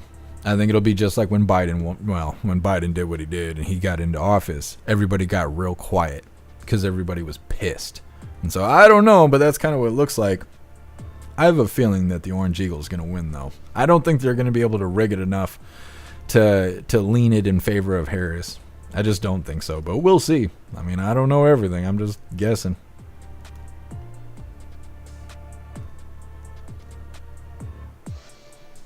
Man, I was union. I'm vested for a pension. Yeah, well, and that's another thing is the ability to get a pension or retirement would be awesome. I've never worked at a job where I had an opportunity to get a pension or any kind of retirement. I could work there for 35 years at any job I've already worked at, and I've worked a lot of jobs, and it doesn't matter. I could work there 30 years, 40 years, and be fired the next day. Wouldn't matter. Wouldn't mean anything. And so my retirement plan is to figure out how to make $1 million before I'm too old to continue to make money. That's retirement. I won't even have Social Security to rely on because Social Security will be gone. It'll probably be gone by next year if they're going to continue paying border crossers and shit out of it, but we'll see. Salt Ragu, I stocked up on Taco Bell. Ah, you bastard. You better left some for me. Gotta leave me a little bit. Alistair, seashells, the thing of the future. I'm wiping my ass with the cat before I use the seashells.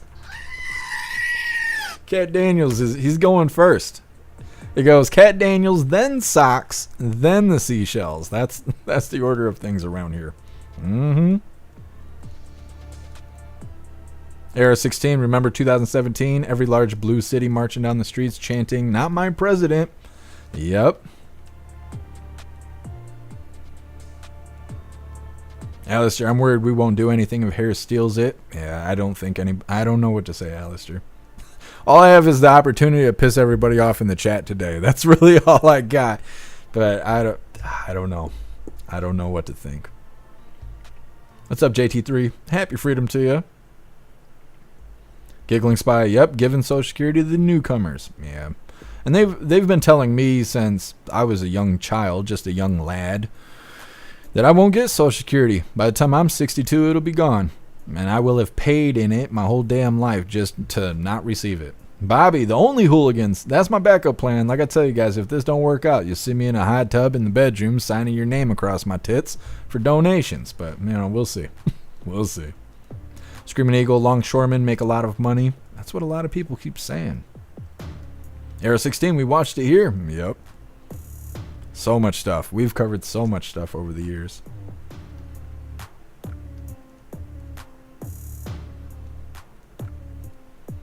Screaming Eagle, union jobs is one guy busting his ass and 6 guys watching. You mean like grab a shovel? My dad used to work for the township And he would tell me about that stuff all the time. They'd be going and doing water mains and stuff. And I remember going to help him one time. I think I was getting in trouble, and he didn't trust me to leave me at the house. And so I went to work with him and stuff.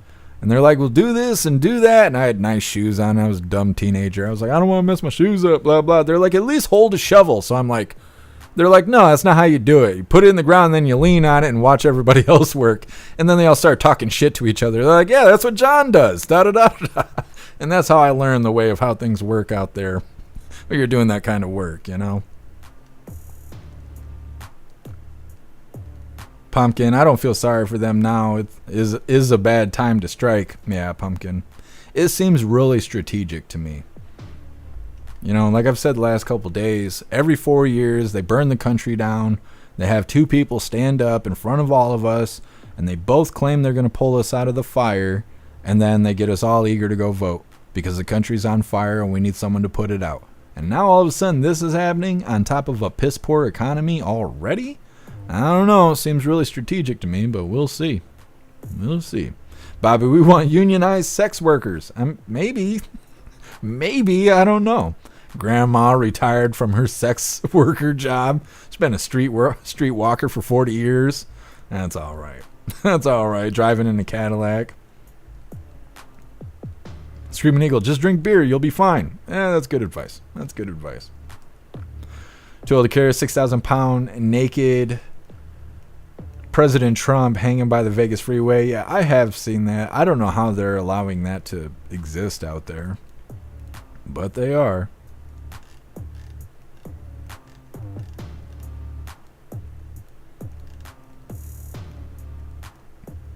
Bobby, there's a lot of cougars. I'm too old for cougars. They don't like me now. They did, but something happened in the last 2 or 3 years, and now they don't even look at me. Alistair, from their perspective, perfect time to strike. No better time to get what they want. Yeah, Alistair.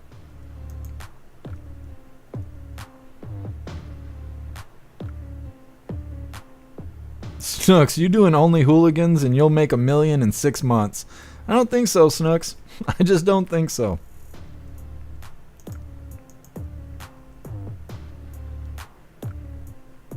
Salty Ragu, real men use both sides. Of the cat? I don't know what you're talking about, Salty Ragu.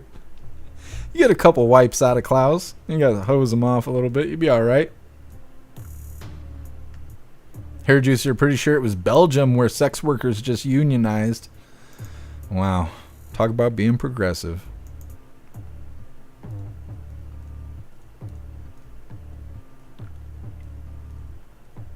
Keith, the dock workers will suffer too because of it. I mean, I guess, right? They got families that need to go and buy stuff and whatnot. Keith, where's World War III? I don't know. I don't worry about that stupid shit. I just don't. I know everybody else is worried about foreign countries bombing each other and shit. I don't. Until it's on my doorstep, we got our own problems to worry about. I know everybody gets all invested in that shit, but I personally don't care about it. It's in Discord. If you guys want to go see information on it, Who Through is big time covering that stuff in the Discord, constantly finding information. But like I said, I don't personally pay attention to that stuff, so I don't have any info on World War III. When it happens, though, we'll all be right here. It'll be a big flash in the sky, and I'll be like, all right, hooligans, strike a pose. They're going to flash this right into the face of the earth. It'll be all right. It'll be all right. Molson, they offer you a 401k and invest your money in BlackRock. Yeah, Molson, that's true. That's not exactly retirement, but they try to pretend like it is. What's up, Raybon? Happy freedom. Raybon, well, there is still a Canadian border to smuggle toilet paper and ham.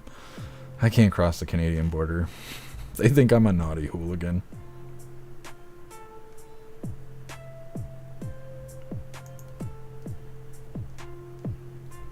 DB, pride flags make colorful toilet paper. I mean, that is true. That is true. Salty. Bank of America is crashed. Like they're hacked? Oh, I shouldn't say that. Well, fucking YouTube is watching. Huh. I will look into that. Thank you for letting me know, Salty. Patriot operator. That's my job. The engineer. I'm not sure what you're referencing.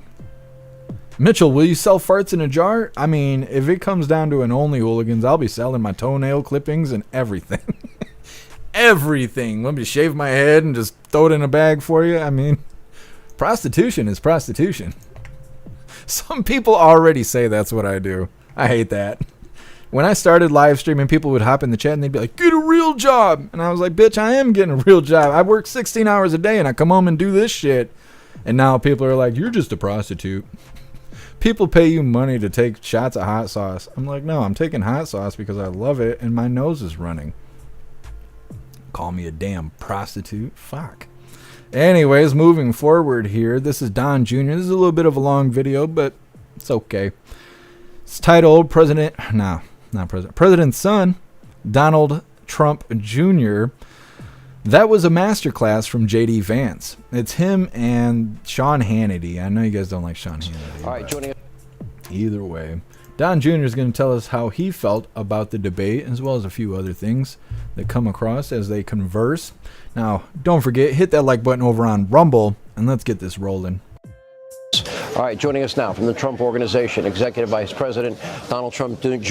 By the way, it's freezing in this room. It's really cold in here, They don't have heat at CBS? Now that I'm a Florida guy. It's yeah, exactly. Worse. I think our blood got thinner. Yeah, exactly. All right, I'm going to tell a true story. We've known each other since a long time. I knew you long before your dad ever got into politics. He'd always bring me into your office, your brother's office, and Ivanka's office. And it was funny because all of a sudden, J.D. Vance's name comes up again and again, and I didn't know him as well as you. Yeah. And I called you. Yeah. I said, okay, I know you really want J.D. Vance. Yeah. And I said, I don't know him as well as you. Tell me why. I guess we learned a big lesson tonight because he was spectacular on that stage. It was a masterclass. I mean, it was just a spectacular performance. I mean, he understood the facts. He steamrolled the moderators when they tried to fact check him with nonsense, right? He was 100% right. Notice they didn't do that again. He had just such a command. It was interesting. I tweeted during the thing, I'm watching Tim Walz going like this as JD saw every time. I mean, the optics of it was terrible. I think Tim Walz is voting for Trump Vance.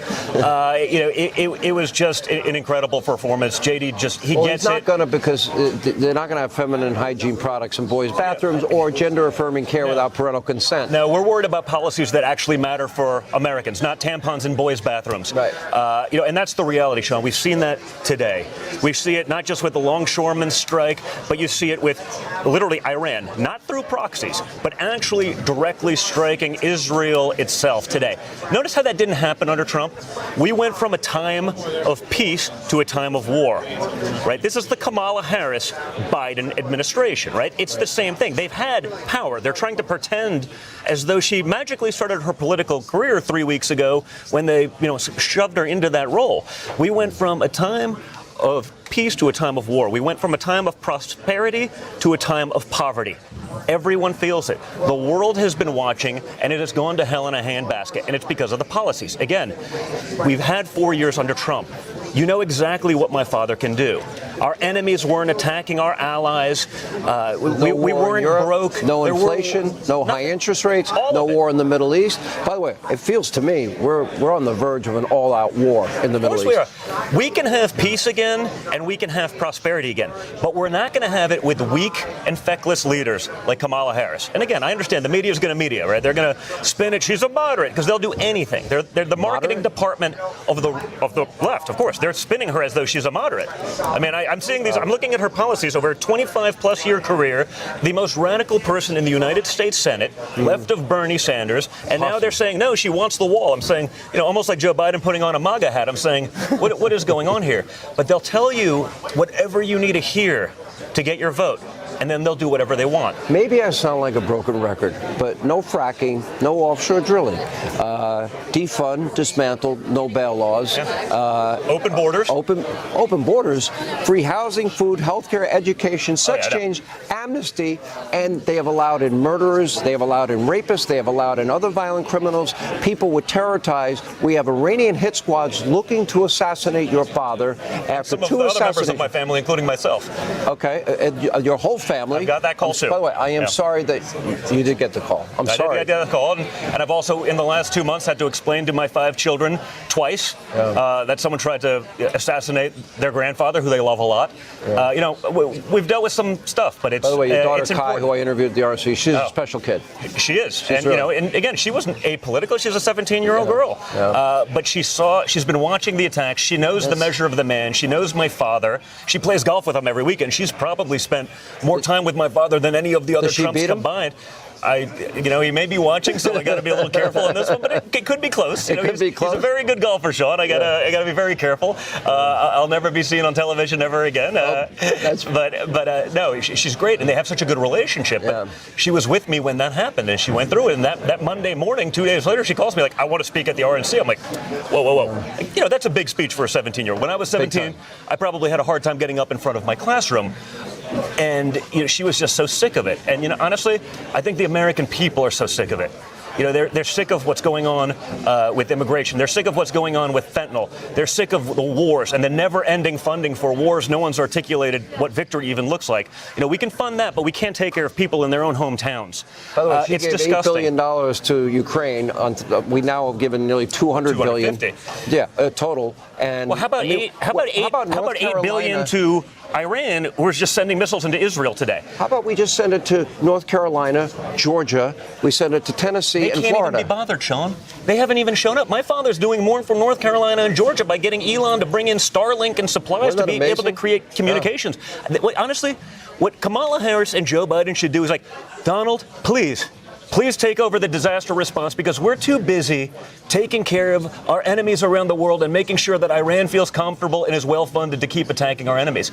I mean, that's what they should do. If they wanted to actually solve something for the American people, put him in charge now. All right. When did you first focus in on JD? Because we had a long conversation. I called you about it.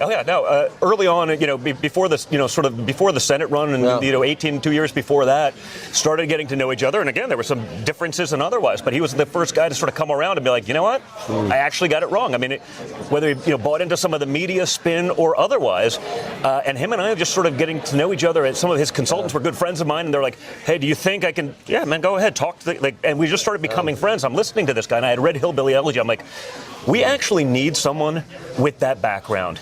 Someone who came from Appalachia, who, battled the vicious cycle of poverty and addiction in his family, and broke through. Got to live the American dream, created a successful business. About that. Did it in the real world, and then got into politics. Just he didn't use the military to get into school. He went to the military before he went to law school and before he started a business, Actually, not as a checkbox candidate. And he didn't lie about it, or lie about his rank, or lie about the abortion bill, or lie. He told a lot of lies were told on that stage by Tim Walsh today. Well, and I've got to run. Weeks. Great to see you. And I heard congratulations to Kai on her college thing. Yeah, she's doing great. Yeah, she's crushing it. So, all right, congratulations. Hey, Sean Hannity here. Hey. I mean, God forbid he lets Don Jr. talk. He just talks all over him. Couldn't get 2 words out. Sean Hannity's like, yeah, well, let me ask you about something totally unrelated. I'm like, okay. Either way, it looked like Don Jr. was looking at the same debate we were looking at yesterday. Tim Walz, he got wiped. He had to cry on his horse last night. JD Vance, he killed it. There was so many highlight reels across the internet today, but like I said, we covered the debate live, so I didn't want to grab a whole bunch of replay stuff from last night. Rather cover new stuff. It was hard to find news today, but either way, Don Jr., I think he's over the mark. I'm really eager to see what 2028 brings. I know that's kind of looking quite a far ahead of where we are right now, but I do wonder, is Eric going to run? Is Don going to run? Is JD Vance going to run? Because President Trump said that he would pick a VP that he thought would make a good president one day. And I think JD Vance might have what it takes. It's hard to say. I haven't known JD Vance very long, not that I know him personally, but I've never even heard of him until he became the VP. So I had to crash course, learn things about him, and there is controversial stuff and whatnot. So it's hard to say, yeah, he'd be a good president. I think Eric and Don Jr. probably have what it takes. But I'm eager to see what the 2028 ticket looks like. Who's going to be running? But either way, we got to survive 2024 first. Next up, we have Tim Walz being heckled about saying he became friends with school shooters during the debate. It's coming up next, but first we're going to read through the chat, see what you hooligans think about Don Jr.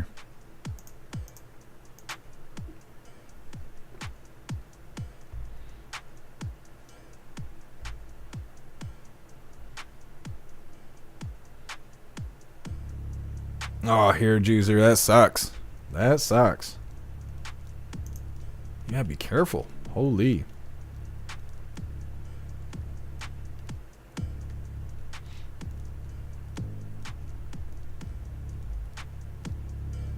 Breeze by you. Yes, Don, we are very sick of it all. Sick and tired of being sick and tired. J Spray Walls had the look of defeat. He did. The whole night. The whole night. He looked like he was getting bullied. When he, over the halfway mark, when he would respond to the moderators, he was like frantically talking and waving his hands like he was defending himself. I said that last night. His body language and his eyes, like the way he's looking and talking and acting, it was like he was defending himself. Like he was getting jumped or something like that. Just frantically trying to explain himself and explain what he meant and policies. And he got called out about lying about being in Hong Kong and all this stuff. He did terrible. He did terrible last night. JD Vance smoked him.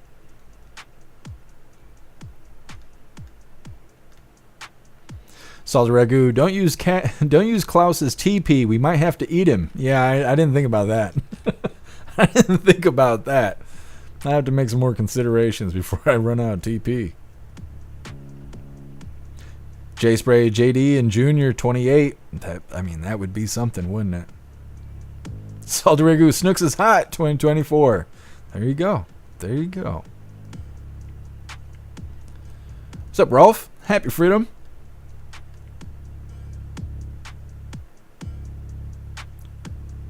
Libby Racer, Democrats have no one that's presidential. You're absolutely right. The best they could have did was try and bring RFK Jr. under their wing, but instead they wanted to tell everybody he was I can't even remember what the word is. I think they were saying he was against Jewish people, and then they were saying, he's got brain worms, and that he's a conspiracy theorist, and all of that, and they pushed him right in the arms of MAGA. Era 16, Walls hit the wall. He did.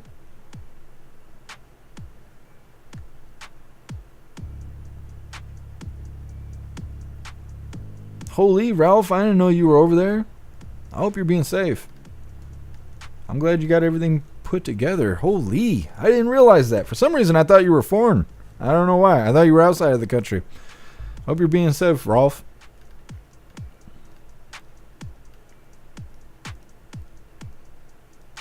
Libby Razor, Trump is overdue for an indictment from the woke Democrats. Yep, any day now. Era 16 MAGA hats are the new Liberty caps.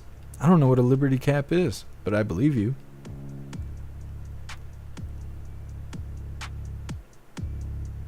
Told to care, I think they should confiscate Walls' guns with the way he was looking at JD last night.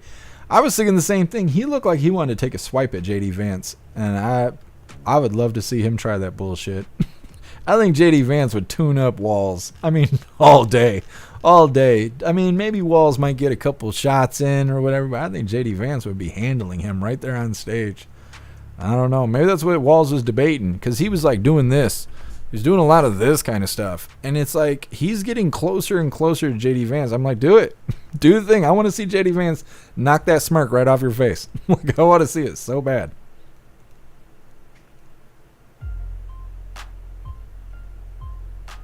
Decap, Walls look like Don Knotts on Ritalin. I'm just saying, the guy looks scared. Yeah, Decap. He looked rattled. Libby Racer, Democrats lie. Boys can't turn into girls. You're right, Libby Racer. Black White Bull, did you ever think about breeding Klaus? Tiger kittens going here for around $300. Black White Bull, I wish I could, but Klaus wasn't the Klaus he is today when I got him fixed. I got him fixed when he was a young little kitty because he was driving me crazy. He was rioting all damn night, running across my face at 100 miles an hour at 2 o'clock in the morning. I couldn't handle it anymore, and I was worried he was going to start spraying and stuff, so I had him fixed. But now that he's the big gigantic, I really wish I could, breed him and have little Klauses and stuff, but I've already got him fixed. He's the only Klaus I'll ever have. He'll actually be 3 pretty soon. In February, he's going to be a 3-year-old Klaus. I'm excited about it. Rappy, Walls did look pretty nervous last night. Yeah, he looked like the walls were closing in. You guys like that? Yes. Thank you so much, XX5, for continuing the membership program over on Kick. You're officially a hooligan, and I appreciate you. Thank you. You're awesome, XX5. DeMarquise, the Earth isn't big enough for Hannity's ego. I guess. I know you guys don't like him. I don't really know why. I used to listen to him a lot, but I miss Rush Limbaugh. Rush Limbaugh used to crack me up.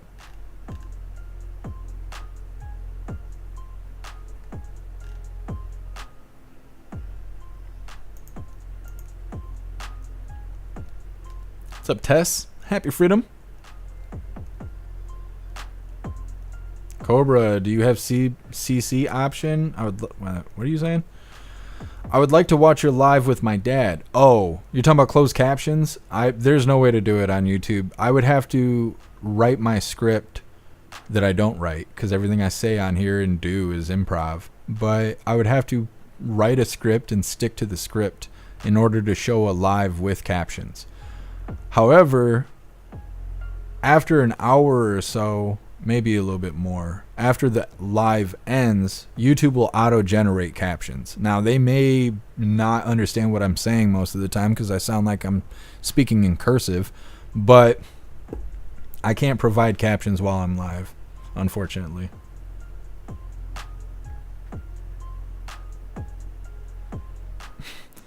Ike, Walls didn't know it was bring your own tampon. Yeah, he was looking like he was going septic on stage. He only had the one he had plugged in his back door. He didn't have a replacement, so he was having a hard time. I think he didn't expect the debate to last that long, maybe? I'm not sure, but he definitely looked like he was going septic on stage. J Spray, men could be pussies, though. You're not wrong, J Spray. Anyways, moving forward here. This next one, like I said, is Tim Walz being heckled about saying he became friends with school shooters during the debate last night. Now, before we get into this, I want to remind you guys really quick, if you would like to join the membership program over on Rumble, all you have to do is click that big red subscribe button right below where you type in the chat. Now, if you are on Android and you're using the Rumble app, you're unable to see the big red subscribe button. So you got to go to rumble.com, you got to come to the live, hop in the chat, and like I said, right below where you type in the chat, you will see that big red subscribe button. Click that button and jump through the hoops, and your name will be highlighted as an official Rumble hooligan. You'll have access to our custom emojis. We have chapstick emojis, screaming goat emojis, Klaus Daniels emojis, President Trump emojis, and more. It's a lot of fun during the live, especially during a Trump live. So definitely go join the membership program over on Rumble. Let's get into this video here. This is Tim Walz being heckled after the debate because his dumbass said something about becoming friends with school shooters. I'm sure he misspoke, kind of like his military career and being in Hong Kong, but that's okay. Let's watch this dumbass get heckled. What do you think your strongest moment was tonight? Oh, just I think it was a good debate. The public got to see a contrast. And I think the ending sums it up. The democracy issue is important. Governor, you said you become friends with school shooters during the debate. Can you clarify what you meant on that? Can you clarify what you meant when you said you'd be friends with school shooters? What do you think your strongest moment was tonight? Oh, just when you said you'd be friends with school shooters? He just doesn't even look. I didn't hear you. I didn't hear you say that. And he's with his sister wife. I still can't figure that woman out. She's scary. Scary as fuck. She's like Tim Burton creepy. Anyways. What exactly did you mean when you said you became friends with school shooters? He's like, I don't want to talk about it. Next up, we have Snowflake Situations. Sky News contributor slams Gen Z as being mollycoddled. Now, I don't know a lot about being mollycoddled, and these people are foreign, so it's probably their own lingo or whatnot. But they don't like their Gen Z about as much as we don't like our Gen Z, and I thought it'd be a fun thing to bitch about as wrapping up our news for the day. So before we get into that, we're going to read through the chat really quick and see what you hooligans think about Tim Walz getting heckled while they were doing whatever the hell it was they were doing, him and his sister wife. Salty Regu, he meant what he said. He's like, did I stutter? Breeze by you, Walls' wife looks crazy. That's his sister wife. Yeah, they're a bunch of crazies out there. They look like they got too many chromosomes or something. They got daddy uncle kind of DNA going on. They kept it in the family somewhere in the line. You could tell it's in the eyes. Anyways, Snooks, it means pampered. Thank you for letting me know, Snooks. 10 man, no answer. Yep.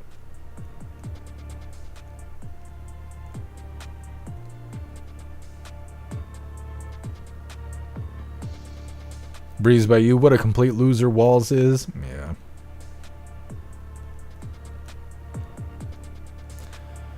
Matt, in the Marines, we are taught close quarters, hand-to-hand combat. JD would destroy Walls. Yeah, Matt. I'm sure of it. I'm sure. I could tell by looking at them that Walls couldn't hang with JD Vance. There's just no way.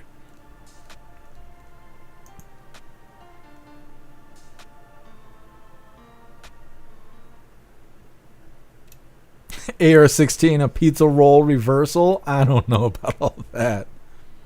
Rappy called himself a knucklehead. Something. Pumpkin, they look like they deserve each other. You're not wrong. You're not wrong.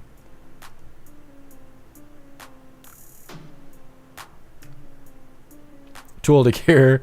Mrs. Walls is definitely the dom. Yeah, you can see it in her face. You don't want tango with her. She's the kidless cat lady boss. You don't want to fight against those people. They're crazy. She's the kind of woman to try to bite you in the face during a conversation. That's how she starts her conflicts. Just saying. I can hear her voice in my head saying, bye-bye, Donald Trump. Scariest movie I've ever watched.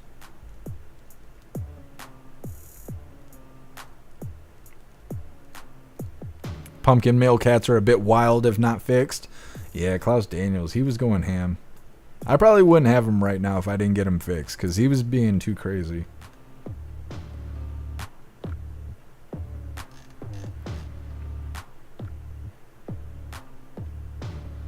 Matthew, she turned the page. I know. That woman's voice echoing in my skull. The Marquise, if the Dems would have nominated Oprah, she would have won. You're not wrong, DeMarquise. I think you're totally right. I kind of feel like if they would have nominated Michael Obama, it might have been that way too. If they would have brought Michael out and said that was the first trans president or some shit, I think Michael would have won. Or it'd be easier for them to rig is what I'm really saying. But I don't know how they're going to pull off this Harris Walls bullshit. I don't think anybody's buying it. DeMarquise, the debate smelled like burnt tires. Something like that. It was rough. Smelled like horse paste in there. I don't know what was going on.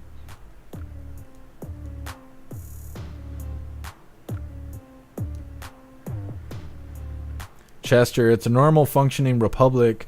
This election, or in a normal functioning republic, this election would have been over before last night. The fact that it will be close should terrify us all. Yeah, Chester. That's what I was just saying earlier in the live there.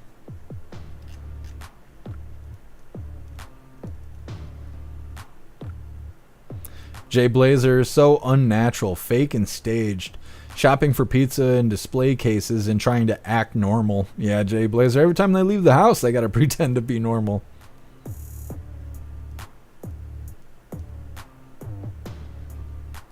Hooligans Island, Sam Elliott and Willie Nelson are riding the Harris Walls tampon rocket. Ah, man.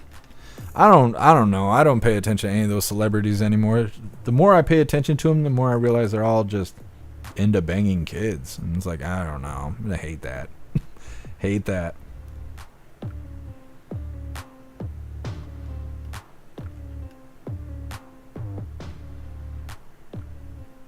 Hooligans Island. I'm sure Walls is also friends with President Trump's attempted assassins. Probably. I mean, if he's friends with school shooters, he probably is. School shooters, Trump shooters, he's friends with all of them. Mitchell, mollycoddle me harder. I love that. I love that. Hell yeah. Hillbilly at heart. F no balls walls. That's right, hillbilly at heart. And happy freedom to you. Mitchell, weird O's. They are. They're a bit odd. A bit odd.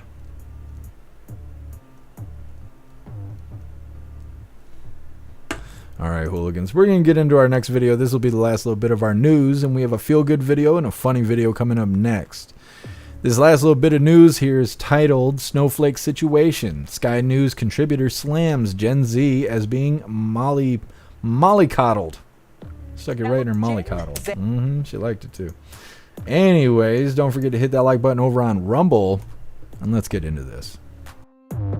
Now look, Gen Z Aussies are so afraid at job interviews, they are taking their parents with them. Would you believe? Their parents. A specialist recruiter has told the Daily Mail many suffer a crippling fear of picking up the phone to speak to an employer or going to an interview alone.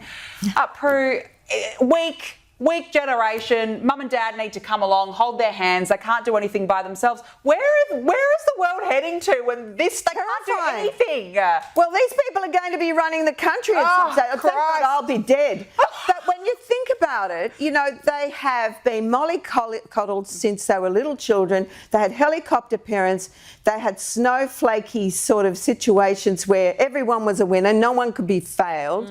No wonder. And then, of course, you put in the COVID stuff where there was a lot of anxiety, and I understand that. Plus, they've been told the world's going to end.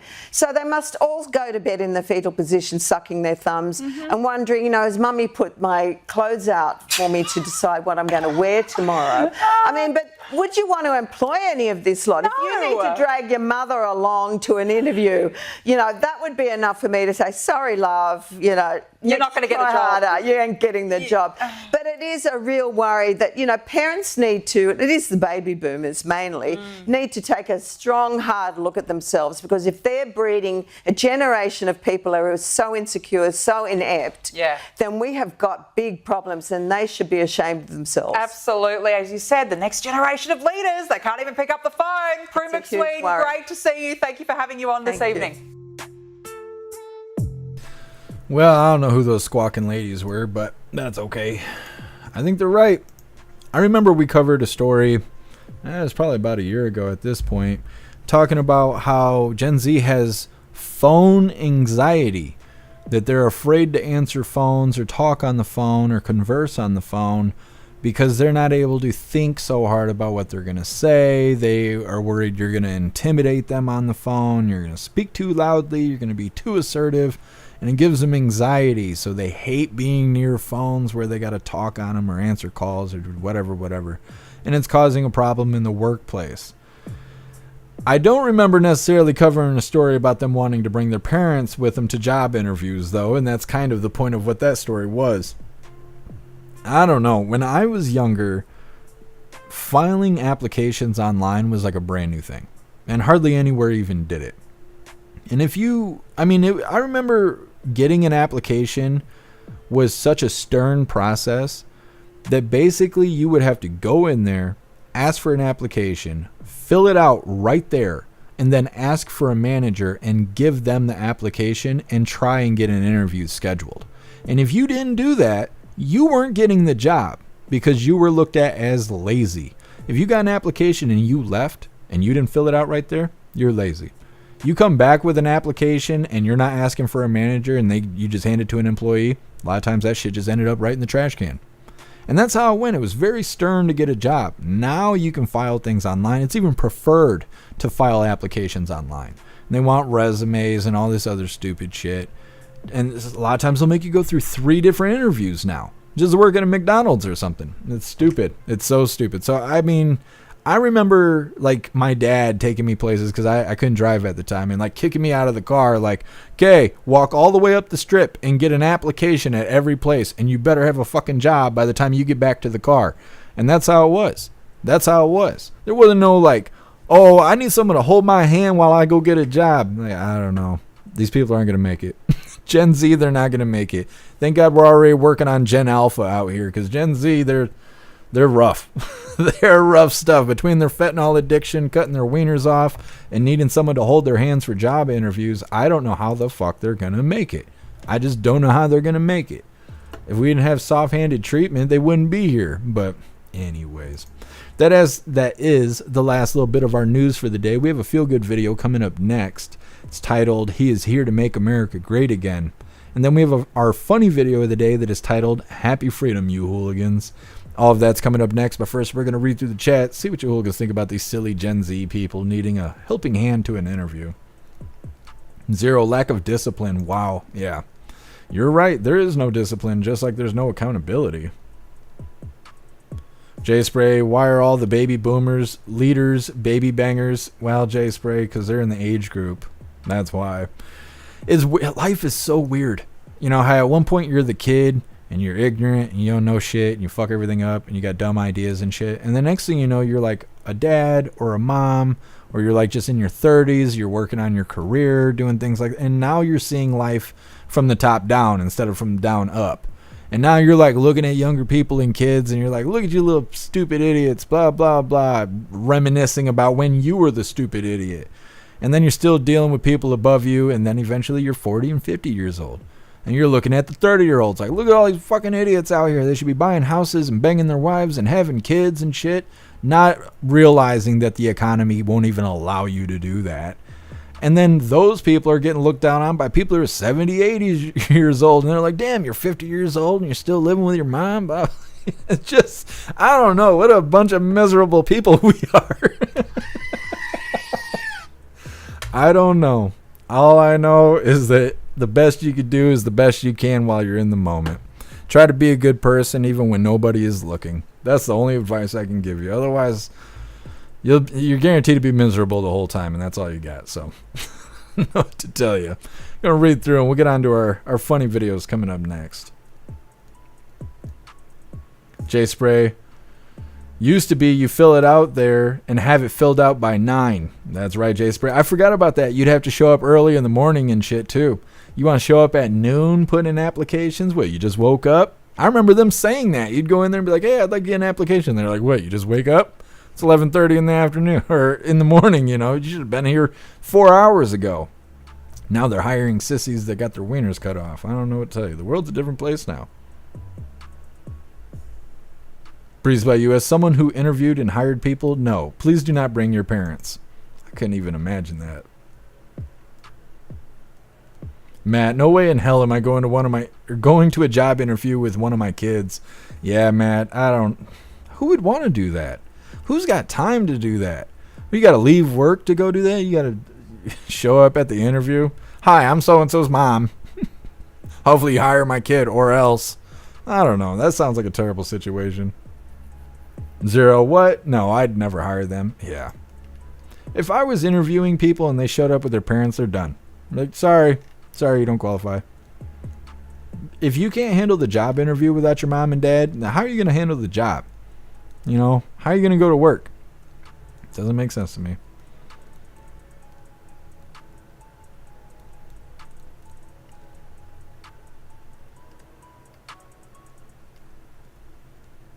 Normal times, woke won't make it. You're right. They'll have to change if they want to survive.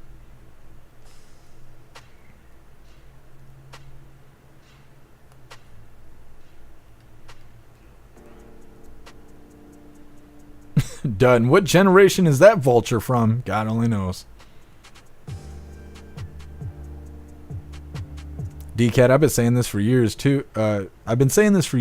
Too many participation trophies will not improve the workforce. That's just a fact. They all think they're owed something. Yeah, DCAT. All they've done is boosted entitlement.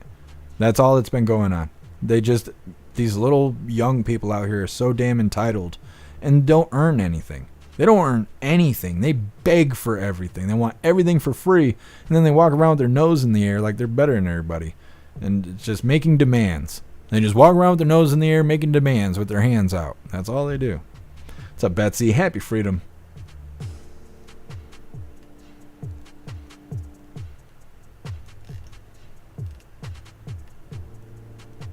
Stoner, my mom says I'm a good worker. I bet. That's the only review I need. You're hired, Stoner. You're hired. Yep. What's up, Metal Mouth? Happy freedom.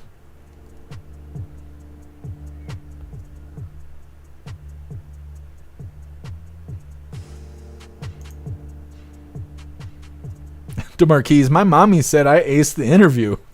That's fantastic, DeMarquise. We can give you a gold star. Go hang it up on the fridge, you know?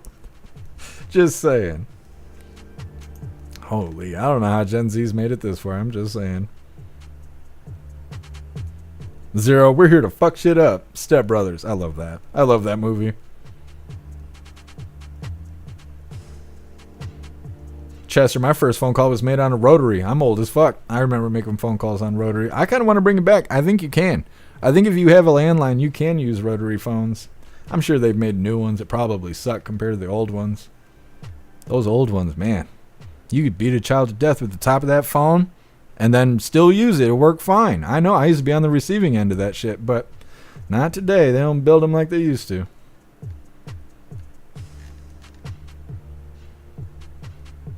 Interesting.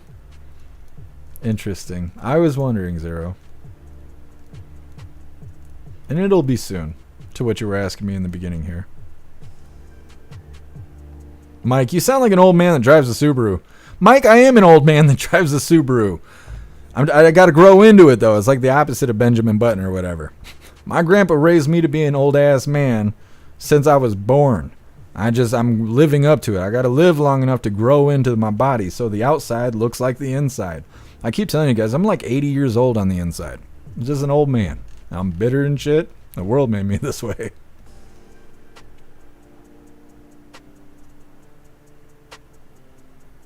Hooligans Island, a 2-year-old could have done better than Walls in the debate. Yeah, Walls was panic-stricken.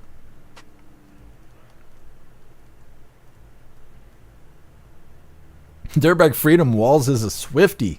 Sad. I didn't realize that. Makes sense now, though.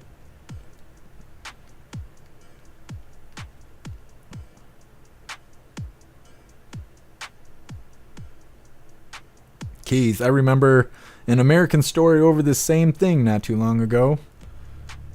Americans are in the same boat. That's right, Keith. We're all in this together, whether we like it or not. Mitchell, old fart lives matter. That's right. You're damn right. All right, hooligans, we're going to get into the good stuff. This first one is a feel-good video posted by President Trump himself over on X. It's titled, "He's Here to Make America Great Again." Now, before we get into this video, I want to remind you guys, this last reminder of the day, if you would like to support the live to keep us running, you're welcome to use that Linktree link in the description in order to make donations. You can do that by using PayPal, Cash App, Stripe, Locals, Buy Me a Coffee, or you can even send crypto. Let's get into our first of 2 videos here. All right. Like I said, this is our feel-good video of the day, and this is titled, "He's Here to Make America Great Again." Final battle. With you at my side, we will demolish the deep state. We will expel the warmongers from our government. We will drive out the globalists. We will cast out the communists, Marxists, and fascists. We will throw off the sick political class that hates our country. We will rout the fake news media, and we will liberate America from these villains once and for all.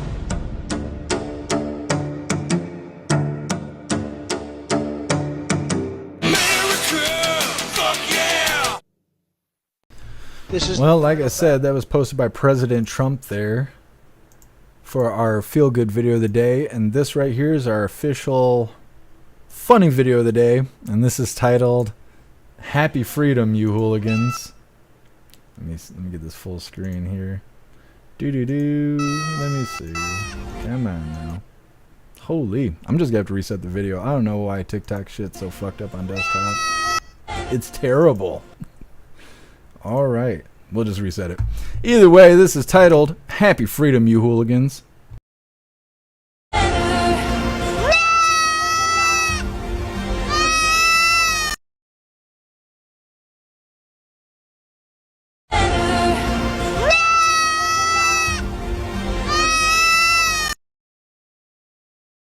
I love that so damn much. I saw that last night and I was like, it all makes sense now. I finally found the screaming goat. I've downloaded that video on like all my devices too. Just love it. Just love it. Makes my heart smile. Anyways, that is all the coffee I had for you guys today. I'm going to drop this Linktree link to all of you hooligans, where all of my links are listed. So if you would like to make donations, join membership programs, or purchase any merch, would really appreciate it. All of your guys' contributions keep us running every day except for Sunday, because we got to have a day to recharge those batteries. Definitely go join Discord. Discord is our free hooligan community. The hooligans are there keeping the keeping the conversation going 24/7. We have a news board. We have 2 news boards to keep you up to date with everything going on around the world. And it, like I said, it is the best way to be notified every single time we go live. If you're feeling real saucy, go join jeffmaclive.com. Over on the website, it is the best way to experience the live. Our built-in chat has more ability than any other platform. You can post memes and GIFs and custom emojis and links and all kinds of stuff right there in the chat while you're watching the live. You'll also have access to Hooligans Alley, which is our built-in social media area. It's kind of like Facebook or Twitter, but there's no crying liberals, there's no crazy community guidelines, there's no fact checkers or anything like that. It's just the way that social media is supposed to be. You'll also have access to our forums to encourage open discussion. We have an arcade that you'll have access to. It has tons of games in it that's a lot of fun to play, and it will adapt to your phone. So while you're playing the game, it will act and behave as if it is an installed game, although it is not. And then you will also have access to our advanced messaging system that gives you the ability to text each other, call each other, video call each other, group texting, group calling, group video calling, and more. I'm constantly working on the website, making it better and better. So definitely go get yourself a membership for jeffmaclive.com. It's the home of the hooligans. I'm going to read through the chat really quick, see what you hooligans think about today's coffee, and we will be doing the Pledge of Allegiance and wrapping things up. But we'll be live again tomorrow, 1 p.m. Eastern time, for the very next Coffee with Hooligans. And I think we might have President Trump tomorrow, but I can't really remember. I'm pretty sure at some... Oh, yeah, it's going to be in Saginaw, Michigan tomorrow. And I think it's going to be at 3 p.m. Eastern time. I don't think I'm going to be able to go as much as I would love to go. So we should be covering it probably with Coffee with Hooligans. So definitely look forward to that. Let's see. Matt, my daughter tells people that our goat went to freezer camp. That's hilarious, Matt. That is hilarious.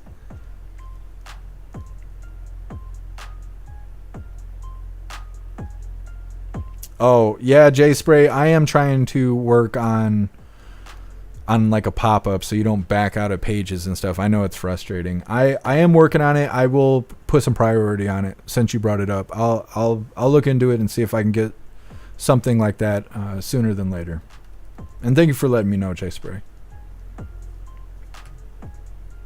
Matt, baby goats are fun. Adult goats, they're assholes. I wish they didn't pee all over themselves, you know, because they're so happy to see you and you want to be, you know, hanging out with them and stuff. They pee all over themselves to make themselves pretty for mating or whatever the hell it is. They just walk around smelling like piss bags. I don't know. I wish they didn't do that. You know, it takes enough just to deal with them being like rabbits where they just shit every 20 seconds. Just walk around like a gumball machine. That's bad enough. But smelling like piss, that's where I draw the line. I draw the line right there.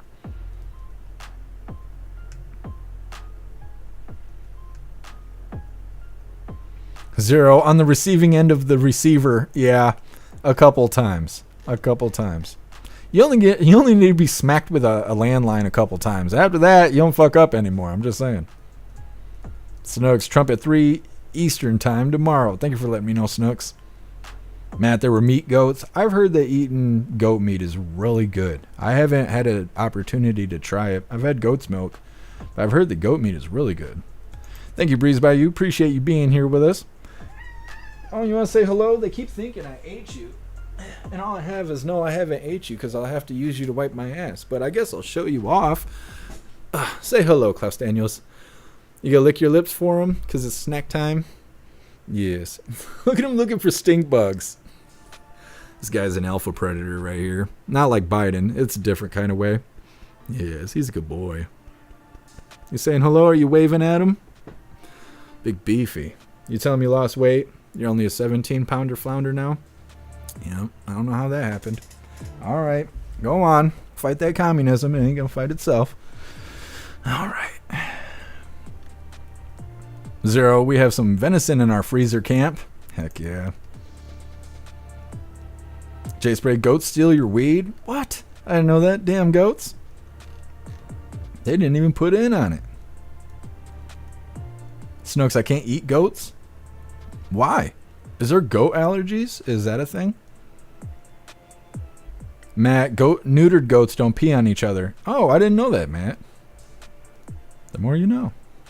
Russell goat is good. I've heard that it's like really tender.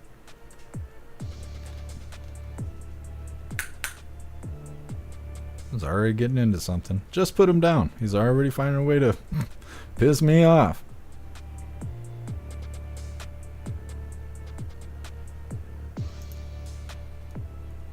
Pumpkin, pretty boy Klaus. Yes.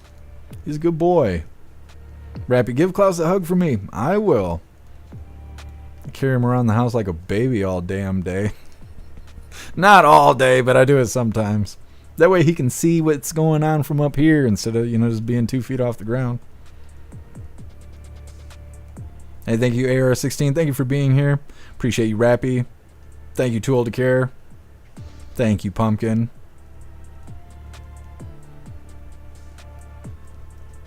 Metal Mouth, make it a ringtone. I'll have the download on the website.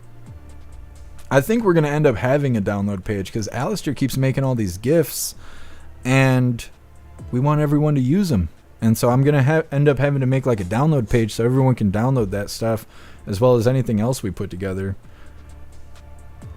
Too Old to Care, Jeff's an old soul. I try. It's how God made me. I don't know anything else. This is just how God made me. Era 16, the comfort cat. Yeah, I'm his emotional support animal. That's how it goes. I thought it was the other way around when I got him. Found out I was wrong. AK, you know about the different state National Guard getting picked up and going overseas, right? I don't know. Maybe. AK, I haven't heard it worded like that.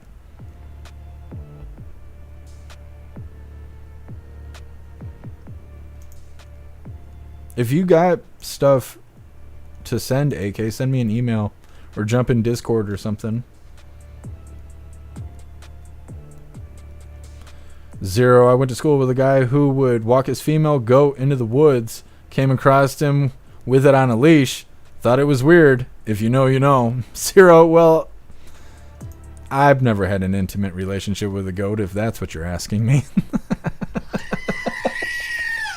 This goat screams on its own. It doesn't need any assistance. Mitchell, we are on our own, fellow patriots. Battle well. Yep. Well, we're on our own, but we're not alone. Because we all have each other. Snooks, oh, you don't eat goats because you love them so much? That's okay. That's okay. Alright, hooligans. It looks like we're good to move forward here. And it is that time once again. Please join me for the Pledge of Allegiance.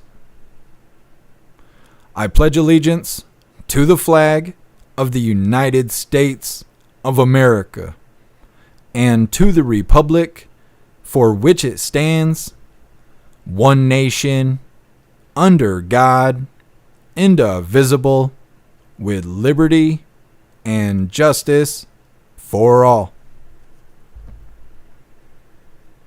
I don't know what Cat Daniels is doing. I can hear him doing something, but I don't know what it is. He's like, I want my treats and I want them now or else. And I didn't get up, so now I'm going to pay the price. Either way, we're going to read through the chat one last time just to make sure no hooligans are left behind. But like I said, we will be live again tomorrow, 1 p.m. Eastern time for Coffee with Hooligans. And we'll be covering President Trump live in Saginaw, Michigan, 3 p.m. Eastern time. So definitely look forward to that. Snooks, hooligan family strong. Amen. Matt, yes, we sent National Guard overseas instead of helping at home. Interesting, Matt. Yeah, I actually haven't heard anything about National Guard. All I keep hearing is that no resources are being sent to the hurricane destruction that's been going on. Matt, Klaus needs a taller Klaus Tower. Yeah, I was actually thinking about adding one to the wish list because he tears these up. Those scratch and pulls and all that stuff, he just gets right through them. He's got like... He's probably still got a couple months left out of this tower he's got over here. But yeah, I was thinking about looking for one. The hard thing is these towers look big online, and you see like cats playing on them and shit. Klaus is a giant. I need a cat tower that could have 3-year-olds climbing on it, because that's how big Klaus is. And so we keep ending up with these towers where they got like little spaces and spots that he can't even fit into, and he just uses as a giant clawing post, which is fine. That's pretty much what it's used for. But yeah, he's about due for another one. What's up, RK? Happy freedom. Snooks, Klaus needs a Klaus condo. Yeah, you're not wrong. Russell, I'm trying. I'm trying. I try for 1 p.m. every day. I appreciate you, Pumpkin. AK 600 from Indiana, maybe a dozen or more from different states. Texas to Estonia. Let me see. To the Middle East, Korea, etc. I'll send a link. What email? Send it to jeffmacmusic at Yahoo.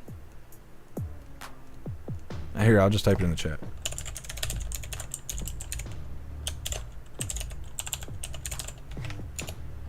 There you go. Hey, I appreciate you, DCat. Thank you, Matthew. Thank you, X Smoke.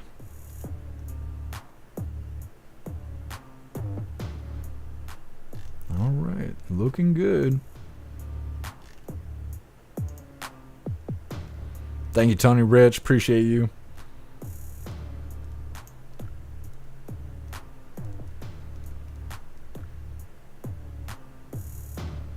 Hey, thank you, Hooligan Island. I hope you have a great day as well. Put on the foil hat. Oh, my God. There you go. There you go. See, I didn't have to think about it because that's how I made this thing. I knew it was going to fit.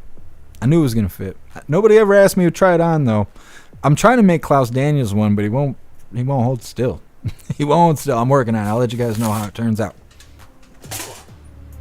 Yes, Alex Jones would be proud. All right, hooligans, it looks like we're good to go. Like I've said a million times, we will be live again tomorrow around 1 p.m. Eastern time. That's the time I strive for. I know I suck ass and I'm late every day. It's because all of this is improv. I have to just make it on the spot, and it takes time. But I strive for 1 p.m. Eastern time, and we will be covering President Trump about 3 p.m. Eastern time tomorrow. So hopefully I see all of you hooligans here right where you are right now. Huge shout out to everyone that made donations, joined the membership programs, or purchased any merch. I really appreciate all of you hooligans, and I wouldn't be able to do any of this if it wasn't for you. So thank you so much for all your support, and I'll see you on the next live. Until then, stand tall, shine bright, and that's a wrap.